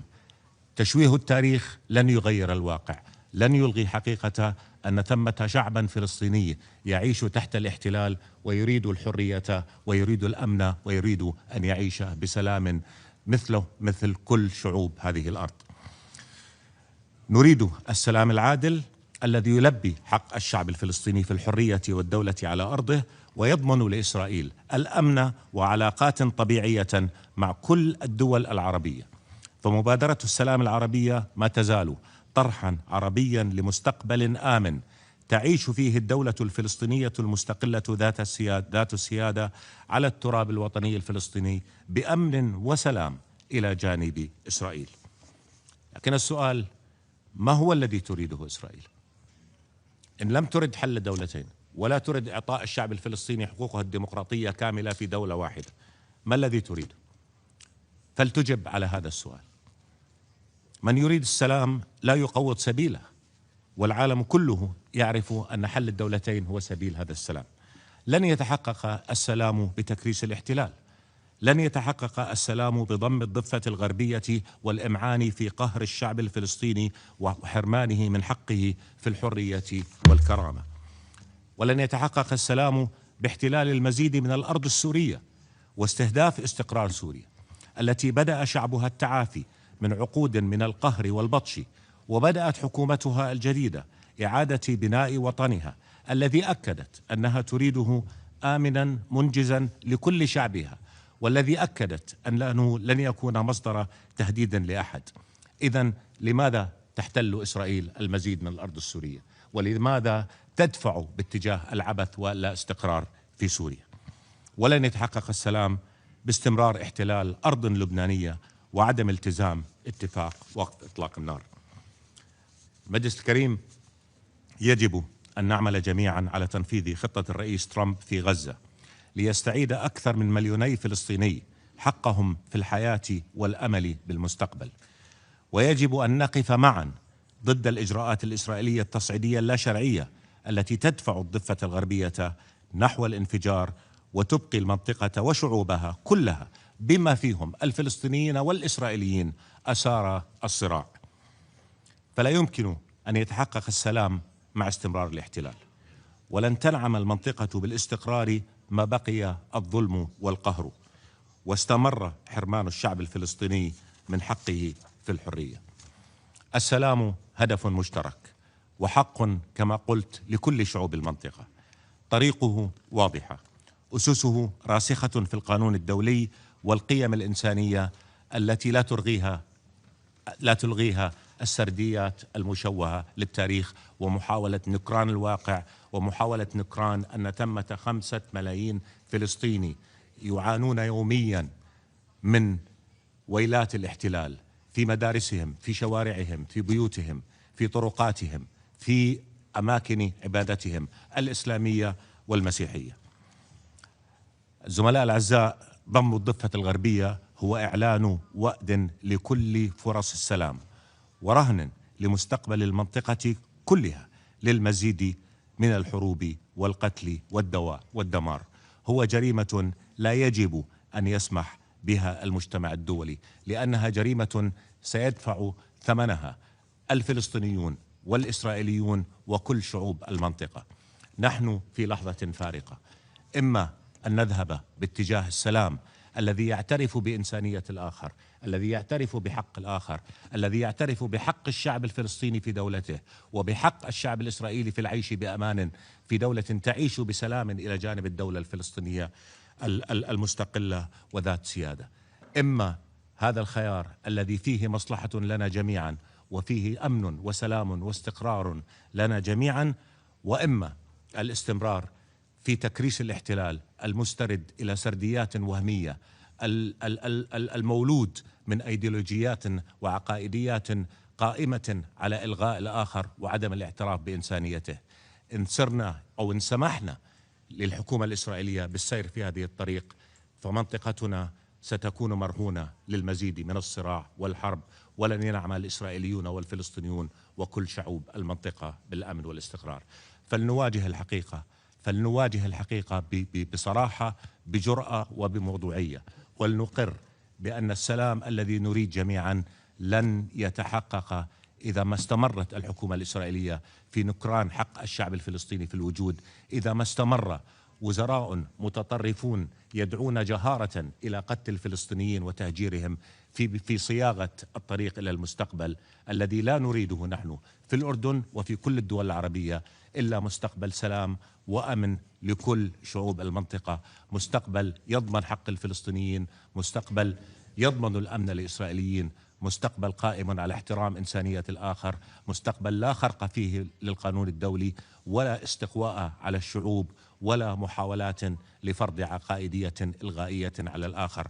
وخطاب الكراهية الذي نسمعه ينتشر من المتطرفين في إسرائيل الذي يعبر عنه للأسف وزراء في الحكومة الإسرائيلية، خطاب الكراهية الذي يحاول أن يصور الدين الإسلامي الحنيف دين السلام والمحبة، الذي يحاول أن يشوه قيمه ويروج أكاذيب بأنه يستهدف الآخر ويستهدف القتل. هذا خطاب لن يحقق السلام. فلنعترف كلنا بإنسانية الآخر، فلنعترف كلنا بأن للجميع الحق في العيش بأمان وكرامة، ولنصنع المستقبل الذي يضمن السلام والحياة الكريمة للجميع. وشكرا لكم. I thank His Excellency Mr. Safadi for the statement, and I now give the floor to His Excellency Mr. Badr Ahmed Mohammed Abdelati, Minister for Foreign Affairs, International Cooperation and Egyptian Expatriates of Egypt. السيد الرئيس، أشكركم على عقد هذه الجلسة والتي تأتي في توقيت بالغ الأهمية في ظل تكثيف الجهود الإقليمية والدولية لتحقيق تسوية عادلة للقضية الفلسطينية، فضلاً عن استمرار مواجهة التحديات التي تفرضها سياسات سلطة الاحتلال في الأراضي المحتلة بالضفة الغربية وقطاع غزة.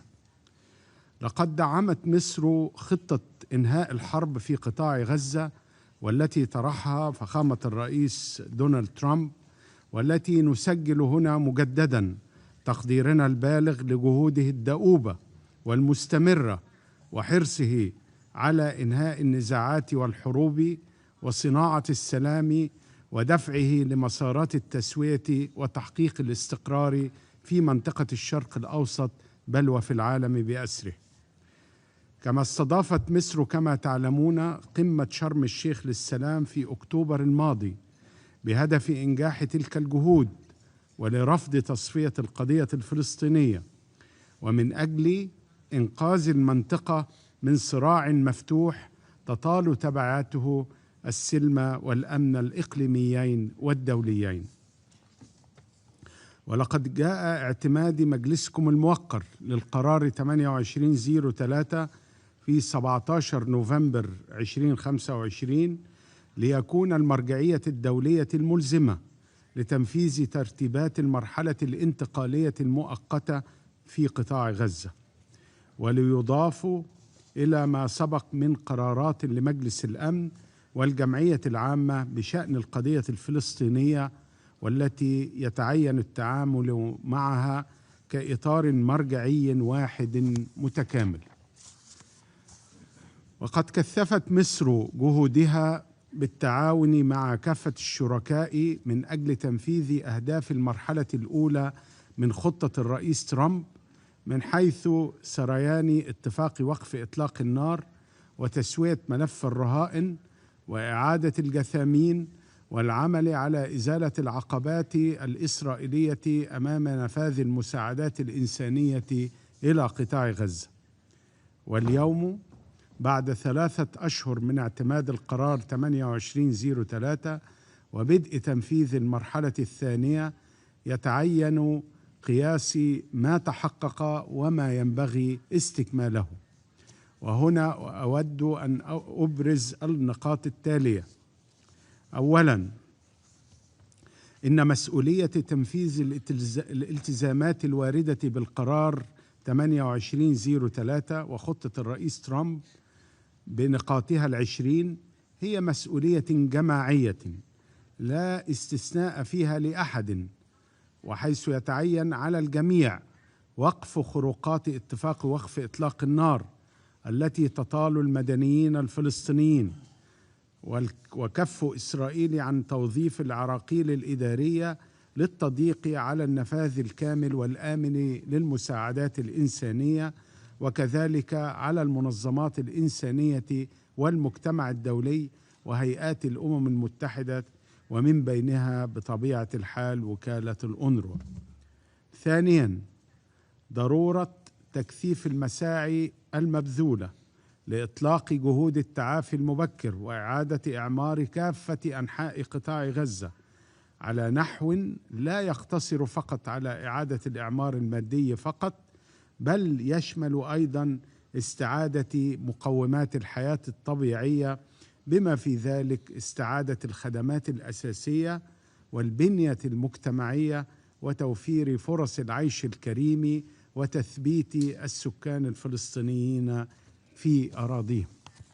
ثالثا، تمكين أعضاء اللجنة الوطنية الفلسطينية لإدارة القطاع من دخوله لإدارة شؤونه اليومية بكافة مناطقه خلال المرحلة الانتقالية، تمهيداً لتمكين السلطة الفلسطينية من الاطلاع بمسؤولياتها كاملة ودعم مهمة المجلس التنفيذي وفقاً لما جاء بالقرار 2803.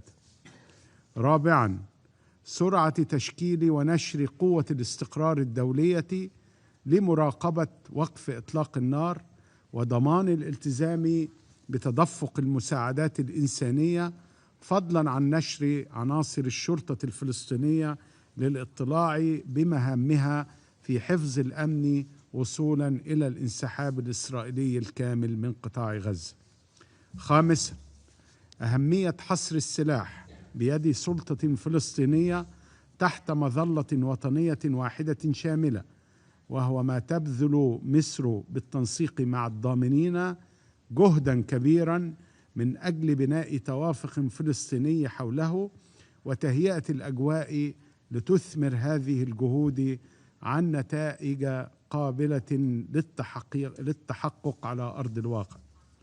سادسا، إن نجاح جهود إنهاء الحرب يظل مقترنا بالوقف الكامل لكافة مظاهر التصعيد الإسرائيلية في الضفة الغربية وفي قطاع غزة وفي القدس الشرقية المحتلة، وفي ظل تركز الأنظار على التطورات في قطاع غزة تتواصل السياسات الاستفزازية والتصعيدية بالضفة الغربية، وآخرها القرار غير الشرعي والمرفوض تماما الصادر عن الحكومة الإسرائيلية باستئناف إجراءات ما يسمى بتسجيل وتسوية ملكية الأراضي في أجزاء واسعة من الضفة الغربية المحتلة لأول مرة منذ عام 1967. ومن هنا فإن مصر تدين بأشد العبارات القرارات الإسرائيلية غير القانونية والهادفة إلى فرض السيادة غير الشرعية وترسيخ الاستيطان بالضفة الغربية المحتلة، وفرض واقع قانوني وإداري بها على نحو يشكل انتهاكا صارخا للقانون الدولي واتفاقية جنيف الرابعة وقرارات مجلس الأمن، وخاصة القرار 2334 والرأي الاستشاري الصادر عن محكمة العدل الدولية عام 2024. ونؤكد مرة أخرى على ضرورة احترام الوحدة الإقليمية للأراضي الفلسطينية بما فيها القدس الشرقية والضفة الغربية وقطاع غزة، والرفض الكامل لأي محاولة للفصل بين تلك الأراضي أو تقسيمها.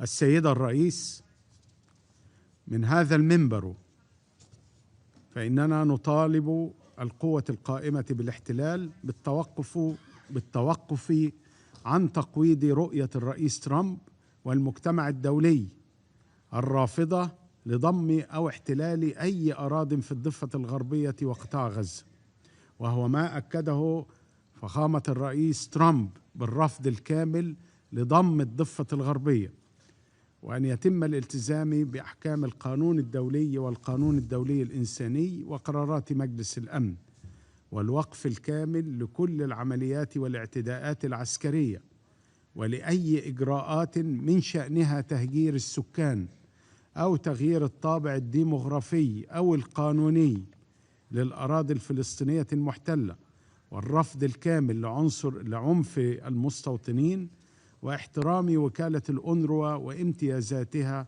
وحصاناتها، وضمان وصول المساعدات الإنسانية إلى الشعب الفلسطيني دون عوائق، وعدم عرقلة حركة العبور بمعبر رفح في الاتجاهين، وحماية المدنيين والبنية التحتية المدنية.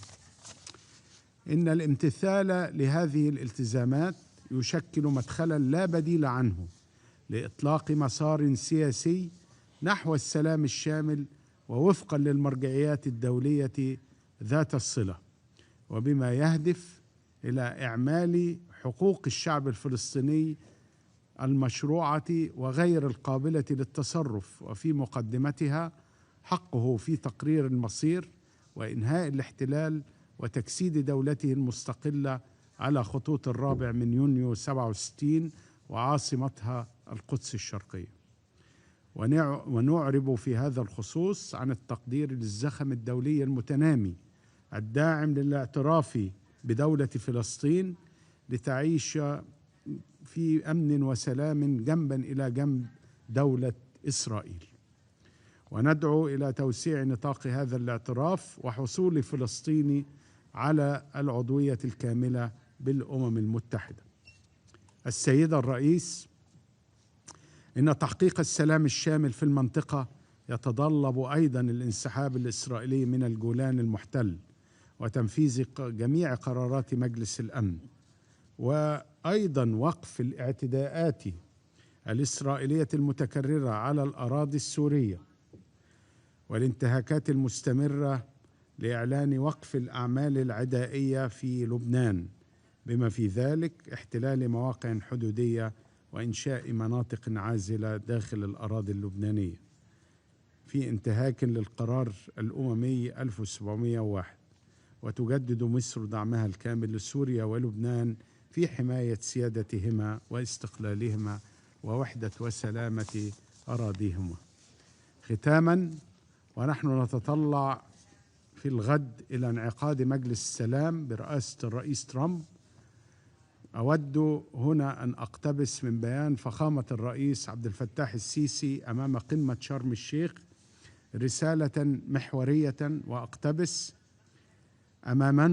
أمامنا فرصة تاريخية فريدة وقد تكون الأخيرة للوصول إلى شرق أوسط خال من كل ما يهدد استقراره وتقدمه، شرق أوسط تنعم فيه جميع شعوبه بالسلام والعيش الكريم ضمن حدود آمنة وحقوق مصانة، شرق أوسط منيع ضد الإرهاب والتطرف، شرق أوسط خال من جميع أسلحة الدمار الشامل. هذا هو الشرق الأوسط الجديد الذي تتطلع مصر إلى تجسيده بالتعاون مع شركائها الإقليميين والدوليين. وشكرا سيدتي الرئيس. I thank His Excellency Mr. Abdelati for the statement. I now give the floor to His Excellency Mr. Sugiono, Minister of Foreign Affairs of Indonesia. Thank you, Madam President. Dear Excellencies, the ceasefire is currently in place in Gaza, yet violence has not fully stopped and civilians remain at risk. More than 570 lives have been lost and over 1,500 people injured since the ceasefire took effect. Basic infrastructures and essential services remain devastated. This reality must guide our discussion today, and the responsibility of this Council is not only to preserve a ceasefire, but to safeguard and expand the space for peace. Indonesia welcomes any effort to reduce violence, but a ceasefire without protection for civilians and sustained humanitarian access will not hold. Humanitarian assistance must reach Gaza rapidly, safely, and without obstruction. This is not a gesture of goodwill. It is a legal obligation under international humanitarian law. When access is delayed or denied, civilians pay the price. Excellencies, while Gaza remains under severe strain, developments in the West Bank are moving in the wrong direction. Settlement expansion continues, displacement continues, settler violence continues, often with impunity. The credibility of the current peace framework is undermined. when, during its first phase, unilateral measures continue to alter facts on the ground. Recent land registration and administrative measures are not routine technical steps. They establish new legal and administrative realities on the ground and consolidate control over occupied land. Such measures risk advancing de facto annexation and creating irreversible conditions that undermine the political pathway to a just and lasting peace. And Indonesia strongly condemns these actions. They have no legal validity under international law and violate Security Council resolutions, including resolutions 2334. And they systematically shrink the very space for peace that this council seeks to protect. The legal and historical status of the occupied Palestinian territory cannot be altered through unilateral acts, and Israel, as the occupying power, has no sovereignty over it.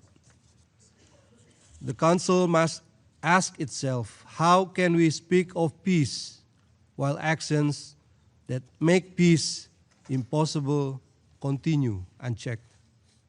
Madam President, Indonesia remains convinced that a just and lasting peace can only be achieved through the two-state solution based on internationally agreed parameters.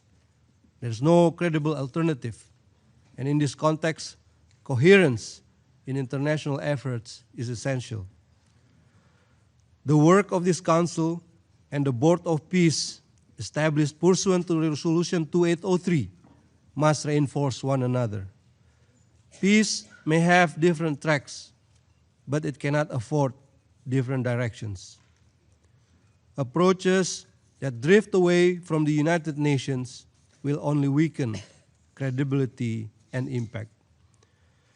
Indonesia will carry this message to the inaugural Board of Peace meeting tomorrow, and our engagement there will remain fully consistent with UN Charter and principles of multilateralism.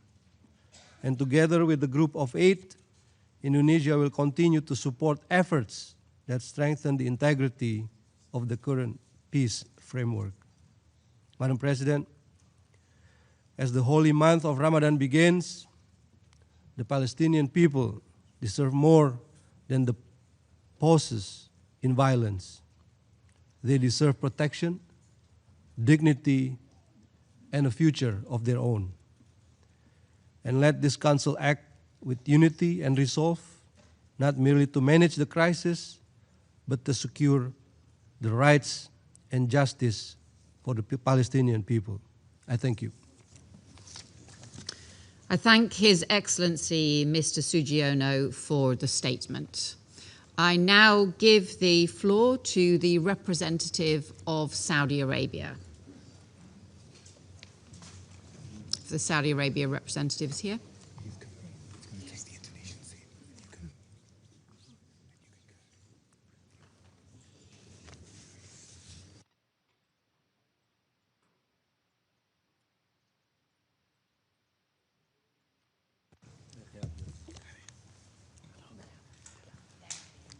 I give the floor to the representative of Saudi Arabia. بسم الله الرحمن الرحيم.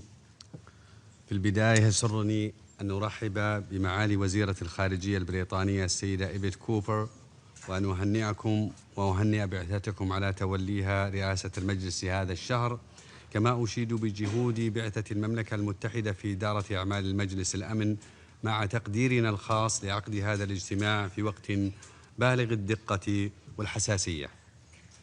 كما نتقدم بالشكر إلى وكيلة الأمين العام للأمم المتحدة للشؤون السياسية وبناء السلام السيدة روزماري دي كارلو، وإلى المتحدثين من المجتمع المدني على إحاطتهم الوافية وما قدموه من معلومات أسهمت في إطلاع المجلس على مستجدات الأوضاع في الأراضي الفلسطينية في ظل استمرار السلطات الإسرائيلية بانتهاكاتها الجسيمة لحقوق الشعب الفلسطيني. السيد الرئيس، نجتمع اليوم بعد مضي أكثر من عامين على العدوان الإسرائيلي على قطاع غزة، في وقت تتزامن فيه هذه المرحلة مع فصل جديد من المعاناة والانتهاكات التي يرتكبها الاحتلال الإسرائيلي، والتي أعلن عنها خلال الأيام الأخيرة، والمتمثلة في إجراءات أحادية الجانب قسرية تهدف إلى فرض الهيمنة الإسرائيلية على الضفة الغربية والتوسع في الاستيطان وتصاعد إرهاب المستوطنين وممارسة التهجير القسري بحق الشعب الفلسطيني والاستيلاء على أرضه، ويعكس ذلك إمعان إسرائيل في محاولتها لاغتيال الدولة الفلسطينية. وفي هذا السياق بات فيه التزام إسرائيل باتفاق وقف إطلاق النار ووقف مصادرة الأراضي والاستيلاء عليها بصورة غير مشروعة أمرا ملحا لا يحتمل التأجيل، ولوقف الانتهاكات المستمرة المرتبطة بضم الأراضي الفلسطينيين العزل في الضفة الغربية. وقد أعربت 85 دولة عن شجبها واستنكارها لهذه الإجراءات القسرية الباطلة.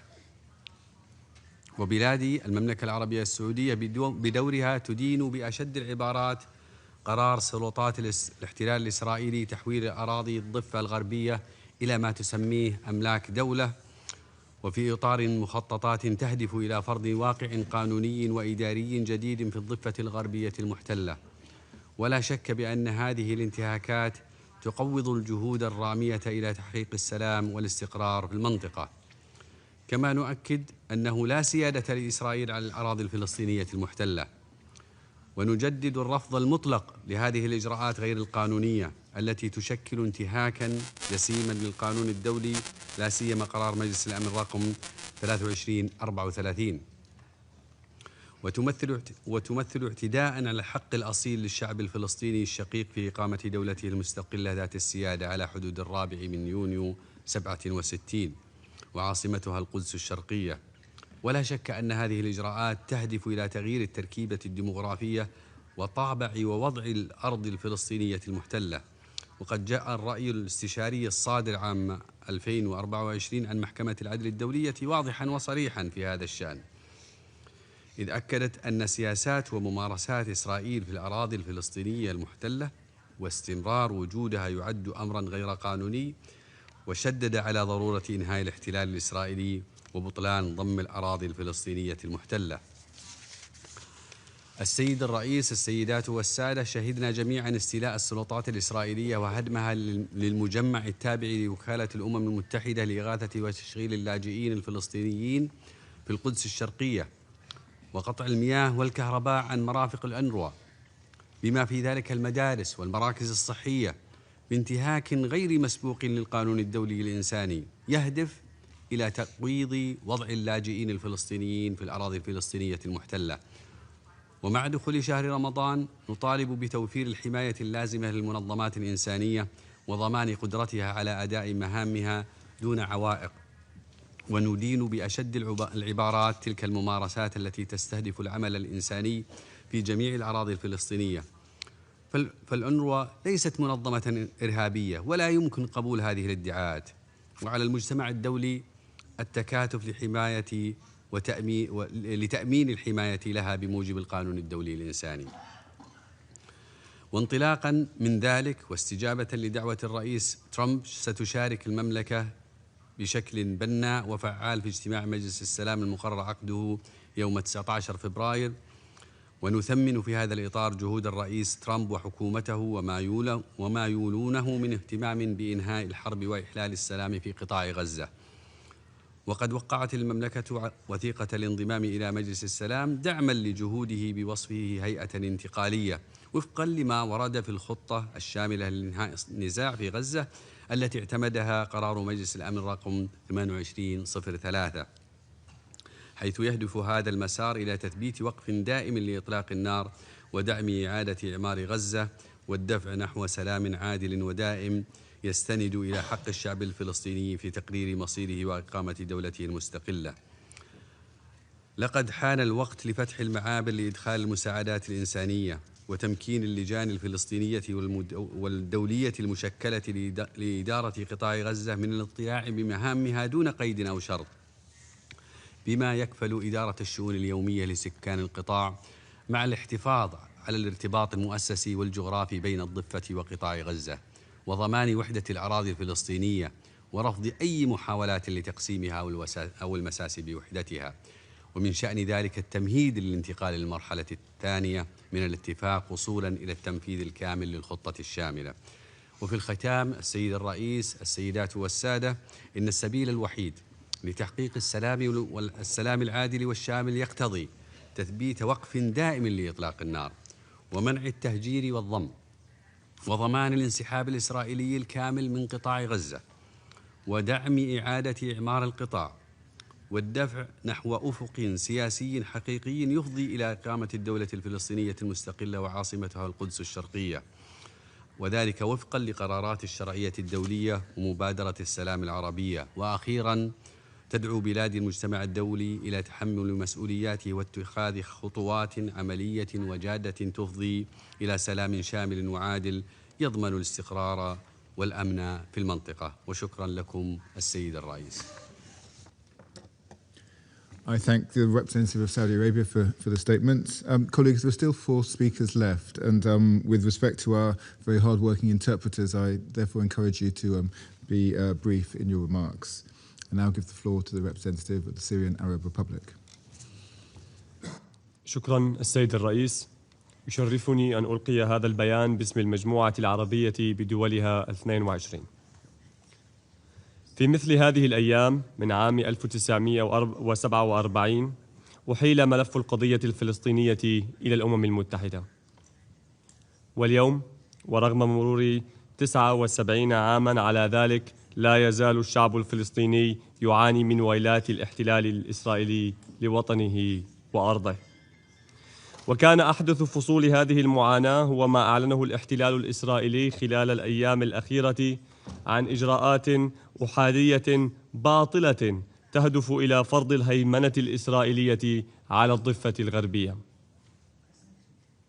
والإمعان في عمليات الاستيطان وإرهاب المستوطنين والتهجير القسري للشعب الفلسطيني والاستيلاء على أرضه، في تصرف يظهر إمعان إسرائيل في محاولاتها لاغتيال الدولة الفلسطينية بحد ذاتها على الأراضي التي رفضت دول العالم بلا استثناء ضمها.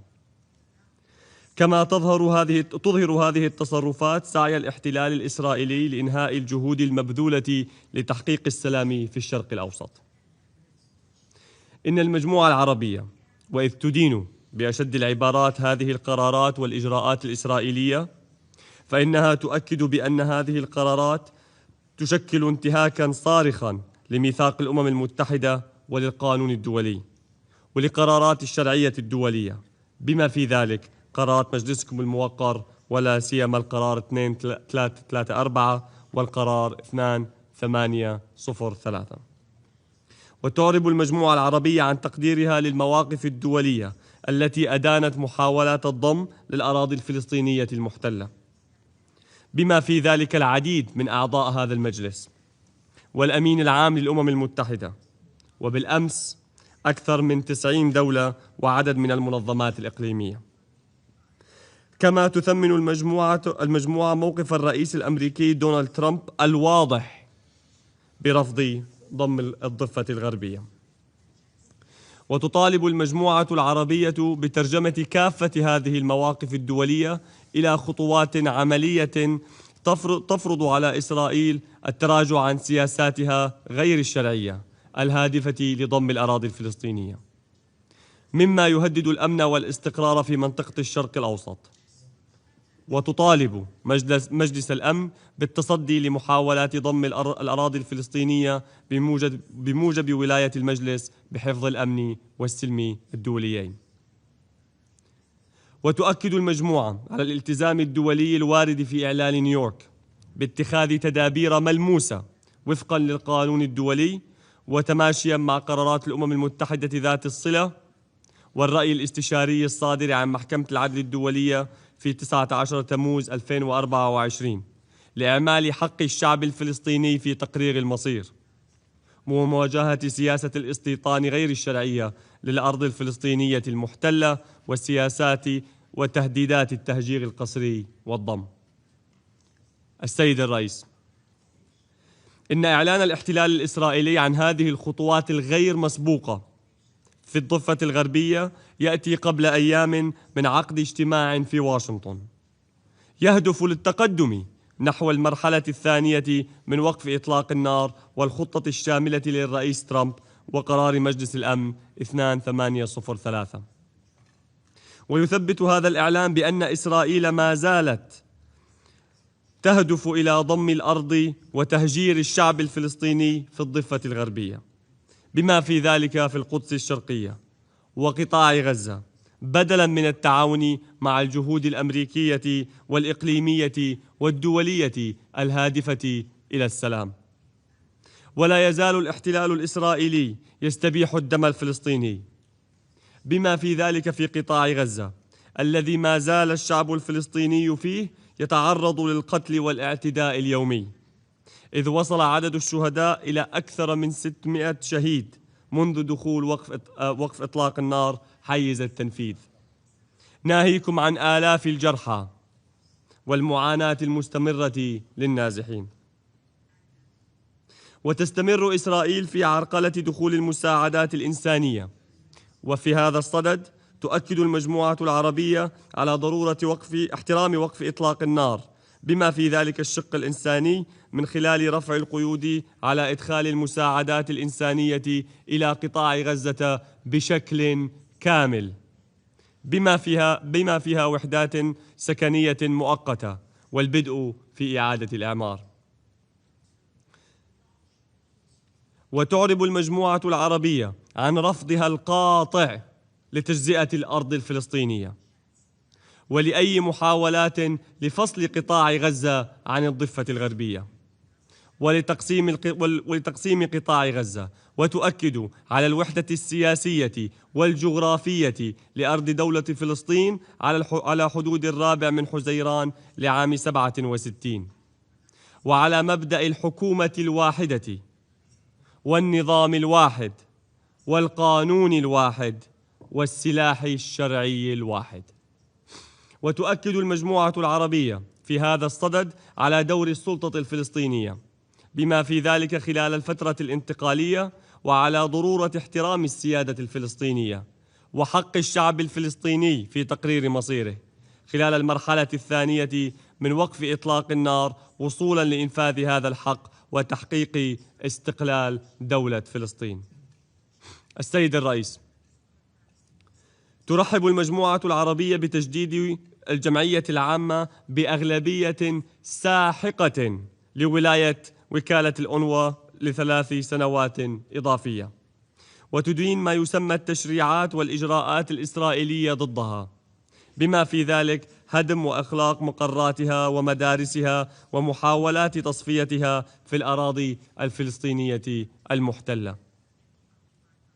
وترى المجموعة بأن هذه الإجراءات لا تستهدف الوكالة فحسب، بل تستهدف حق الشعب الفلسطيني في العودة إلى أرضه، وهو الحق الذي كرسه قرار الجمعية العامة رقم 194.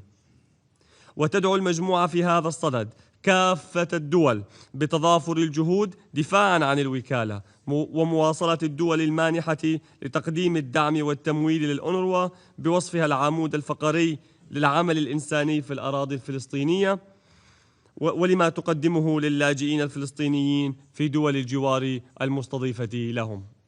وتذكر المجموعة العربية بأن التزام إسرائيل باحترام قرارات الشرعية الدولية، وخاصة القرار 181 بشأن حل الدولتين، والقرار 194 المتعلق بعودة اللاجئين الفلسطينيين، كانا عنصرين أساسيين في قبول طلب انضمامها من قبل مجلس الأمن والجمعية العامة كعضو في الأمم المتحدة.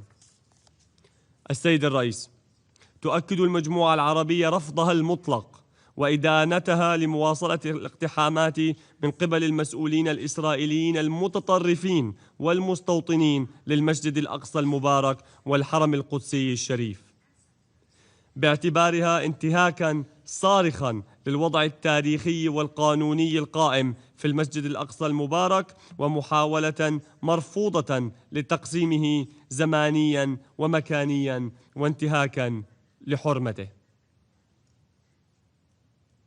ونحذر من عواقب استمرار الانتهاكات الاستفزازية واللا شرعية للمقدسات الإسلامية والمسيحية، خاصة في ضوء حلول شهر رمضان المبارك. السيد الرئيس، تطالب المجموعة العربية المجتمع الدولي ولا سيما مجلس الأمن بالاطلاع بولايته في حفظ السلم والأمن الدوليين من خلال إلزام الاحتلال الإسرائيلي بالتراجع عن خطط الضم والتهجير، وحماية الشعب الفلسطيني، واحترام حق الشعب الفلسطيني في تقرير المصير واستقلال دولته وتحقيق السلام والاستقرار في المنطقة. وستستمر المجموعة العربية بالتعاون مع الجهود المبذولة لتحقيق هذه الأهداف. وتجدد المجموعة العربية تأكيدها على أن إنهاء الاحتلال الإسرائيلي وتحقيق السلام العادل والشامل على أساس قرارات الأمم المتحدة ذات الصلة وشروط مرجعية مدريد، بما في ذلك مبدأ الأرض مقابل السلام ومبادرة السلام العربية، تبقى السبيل الوحيد لضمان الأمن والاستقرار في المنطقة. ختاماً، أقول لأهلنا في فلسطين: ستستمر المجموعة العربية في التعبير بصوت واحد عن آمالكم وآلامكم التي آن لها أن تنتهي. فلا إرادة أقوى من إرادة السلام، ولا صوت يعلو فوق صوت الحق الذي سيعود لأهله مهما طال الزمن أم قصر. شكرا سيد الرئيس. I thank the representative of the Syrian Arab Republic for the statement. I now give the floor to the representative of Qatar. شكرا سيد الرئيس، نهنئكم على تولي بلدكم الصديق رئاسة المجلس لهذا الشهر، ونرحب بترأس سعادة السيدة إيفيت كوبر وزيرة الخارجية والكومنولث والتنمية بالمملكة المتحدة هذه الجلسة الهامة. كما نتقدم بالشكر لمقدمي الإحاطات وننضم إلى بيان المجموعة العربية. السيد الرئيس، ينعقد هذا الاجتماع في أعقاب الإجراءات الإسرائيلية غير القانونية التي تهدف إلى فرض السيادة الإسرائيلية غير الشرعية وترسيخ الاستيطان وفرض واقع قانوني وإداري جديد في الضفة الغربية المحتلة، بما يسرع محاولات ضمها غير القانوني وتهجير الشعب الفلسطيني الشقيق، بما في ذلك القرار الصادر مؤخرا بتحويل أراضي الضفة الغربية المحتلة إلى ما يسمى أملاك دولة تابعة لسلطات الاحتلال، وهو ما تدينه دولة قطر وتعده امتدادا لمخططات الاحتلال غير القانونية لسلب حقوق الشعب الفلسطيني الشقيق، الأمر الذي يتطلب تضامن المجتمع الدولي للضغط على الاحتلال من أجل وقف تنفيذ القرار لتجنب تداعياته الخطيرة. وقد أعربت دولة قطر بجانب 8 دول عربية وإسلامية في بيان وزاري مشترك عن الإدانة بأشد العبارات لهذه الإجراءات الإسرائيلية، مؤكدين مجددا أن لا سيادة لإسرائيل على الأرض الفلسطينية المحتلة، ومحذرين من أن استمرار السياسات الإسرائيلية التوسعية والإجراءات غير القانونية التي تنتهجها إسرائيل في الضفة الغربية المحتلة التي تشكل انتهاكا صارخا للقانون الدولي تؤدي إلى تأجيج العنف والصراع في المنطقة وتقوض حل الدولتين والجهود الجارية لتحقيق السلام والاستقرار في المنطقة. السيد الرئيس، إن هذا التصعيد في الضفة الغربية المحتلة يأتي في مرحلة حرجة بعد الإعلان مؤخرا عن بدء المرحلة الثانية من تنفيذ اتفاق وقف إطلاق النار في قطاع غزة المبني على خطة فخامة الرئيس دونالد ترامب رئيس الولايات المتحدة الأمريكية الشاملة لإنهاء الحرب، وهو ما تم على إثر مساعي دولة قطر وجمهورية مصر العربية والولايات المتحدة الأمريكية وجمهورية تركيا. وتعرب دولة قطر عن إدانتها الشديدة للانتهاكات الإسرائيلية المتكررة لوقف إطلاق النار التي تشكل تصعيدا خطيرا، وتشدد على ضرورة التزام إسرائيل الكامل بالاتفاق لإنجاح المرحلة الثانية من الخطة الشاملة وتنفيذ قرار مجلس الأمن 2803. كما تدعو جميع الأطراف إلى ممارسة أقصى درجات ضبط النفس وتجنب أي خطوات من شأنها تقويض الجهود الجارية وتهيئة الظروف المناسبة للشروع في مرحلة التعافي المبكر وإعادة الإعمار. السيد الرئيس، في إطار الجهود الدولية الرامية للمضي قدما في تنفيذ خطة السلام نعيد التأكيد على ترحيب دولة قطر بالدعوة التي تم توجيهها من فخامة الرئيس دونالد ترامب رئيس الولايات المتحدة الأمريكية لانضمام دولة قطر إلى مجلس السلام، مؤكدين دعم تنفيذ مهمة المجلس بوصفه هيئة انتقالية كما وردت في الخطة الشاملة لإنهاء النزاع في غزة وقرار مجلس الأمن 2803، والرامية إلى تثبيت وقف دائم لإطلاق النار وإعادة الإعمار والدفع نحو السلام العادل والدائم المستند إلى تلبية حق الشعب الفلسطيني في تقرير مصيره. وختاما، السيد الرئيس، تجدد دولة قطر موقفها الثابت والدائم في دعم القضية الفلسطينية والصمود الشعب الفلسطيني الشقيق المستند إلى قرارات الشرعية الدولية وحل الدولتين، بما يضمن إقامة الدولة الفلسطينية المستقلة على حدود عام 1967 وعاصمتها القدس الشرقية. وتواصل دولة قطر مساعيها مع الشركاء الدوليين لترسيخ الأمن والاستقرار في المنطقة. وشكرا لكم. I thank the representative of Qatar for the statement. I now give the floor to the representative of Turkey. Madam President, thank you for the opportunity to address the Council.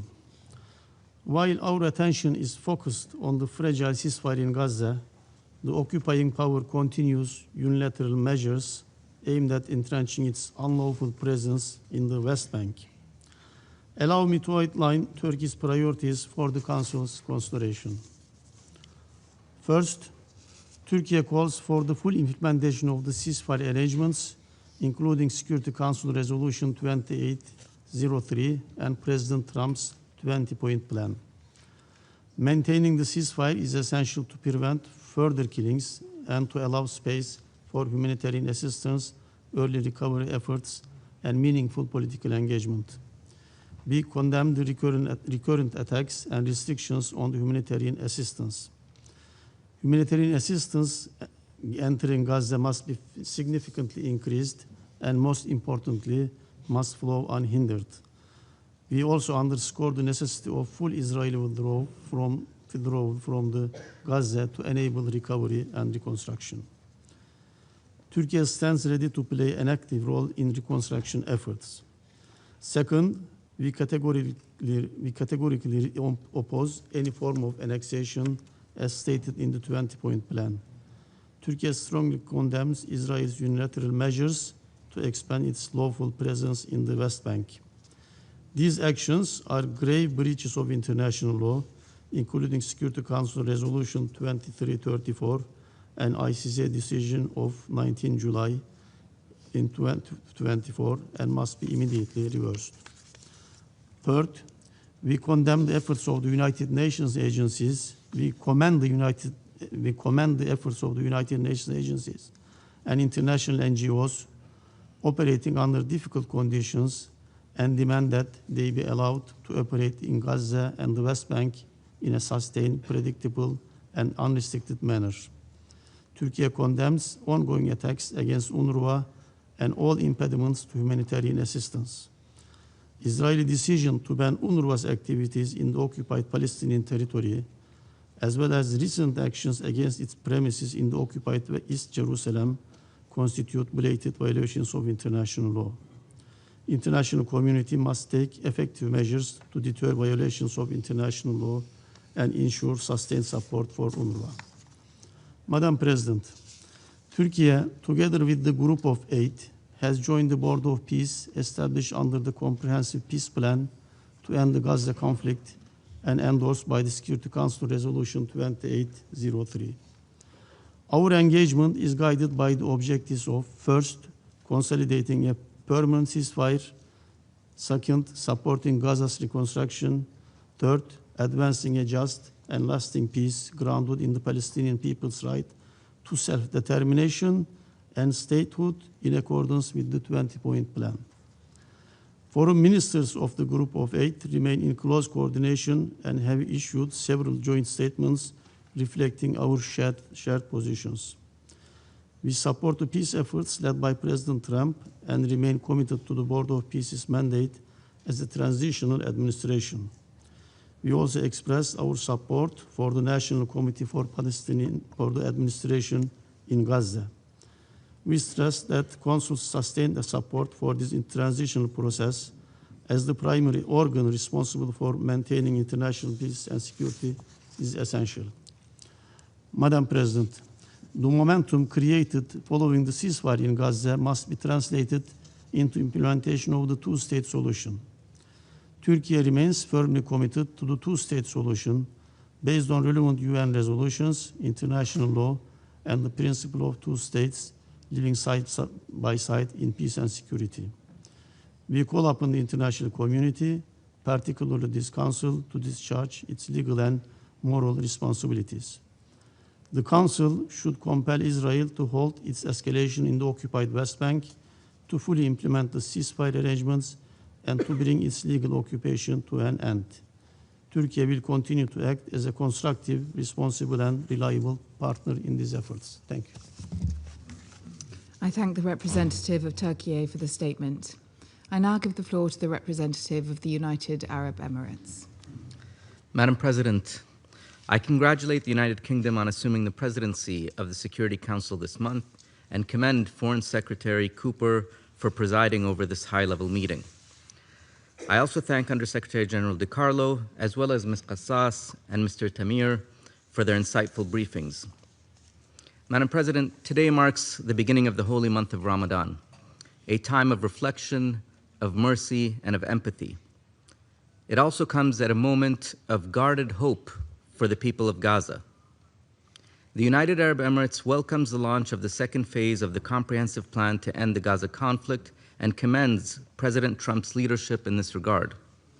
We express our support for Security Council Resolution 2803, which provides a clear mandate for the plan's implementation. It is essential that it is implemented in full, including the disarmament of Hamas and Israel's full withdrawal as laid out in the comprehensive plan. The launch of the Board of Peace and the establishment of the National Committee for the Administration of Gaza offer a critical opportunity to build the foundations for a sustainable peace, one that upholds the unity of Palestinian land in Gaza and the West Bank, and under a reformed Palestinian Authority, carves a pathway for the implementation of the two-state solution.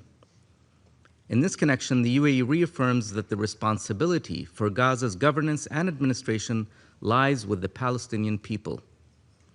The UAE's membership on the Board of Peace, as well as the Gaza Executive Board, reflects our commitment to the Palestinian people and to achieving a comprehensive and lasting peace. We look forward to the inaugural meeting of the Board of Peace tomorrow in Washington, D.C., and to the momentum it promises to generate. However, Madam President, as we transition to the next phase of the plan, the reality on the ground in Gaza remains one of unimaginable hardship.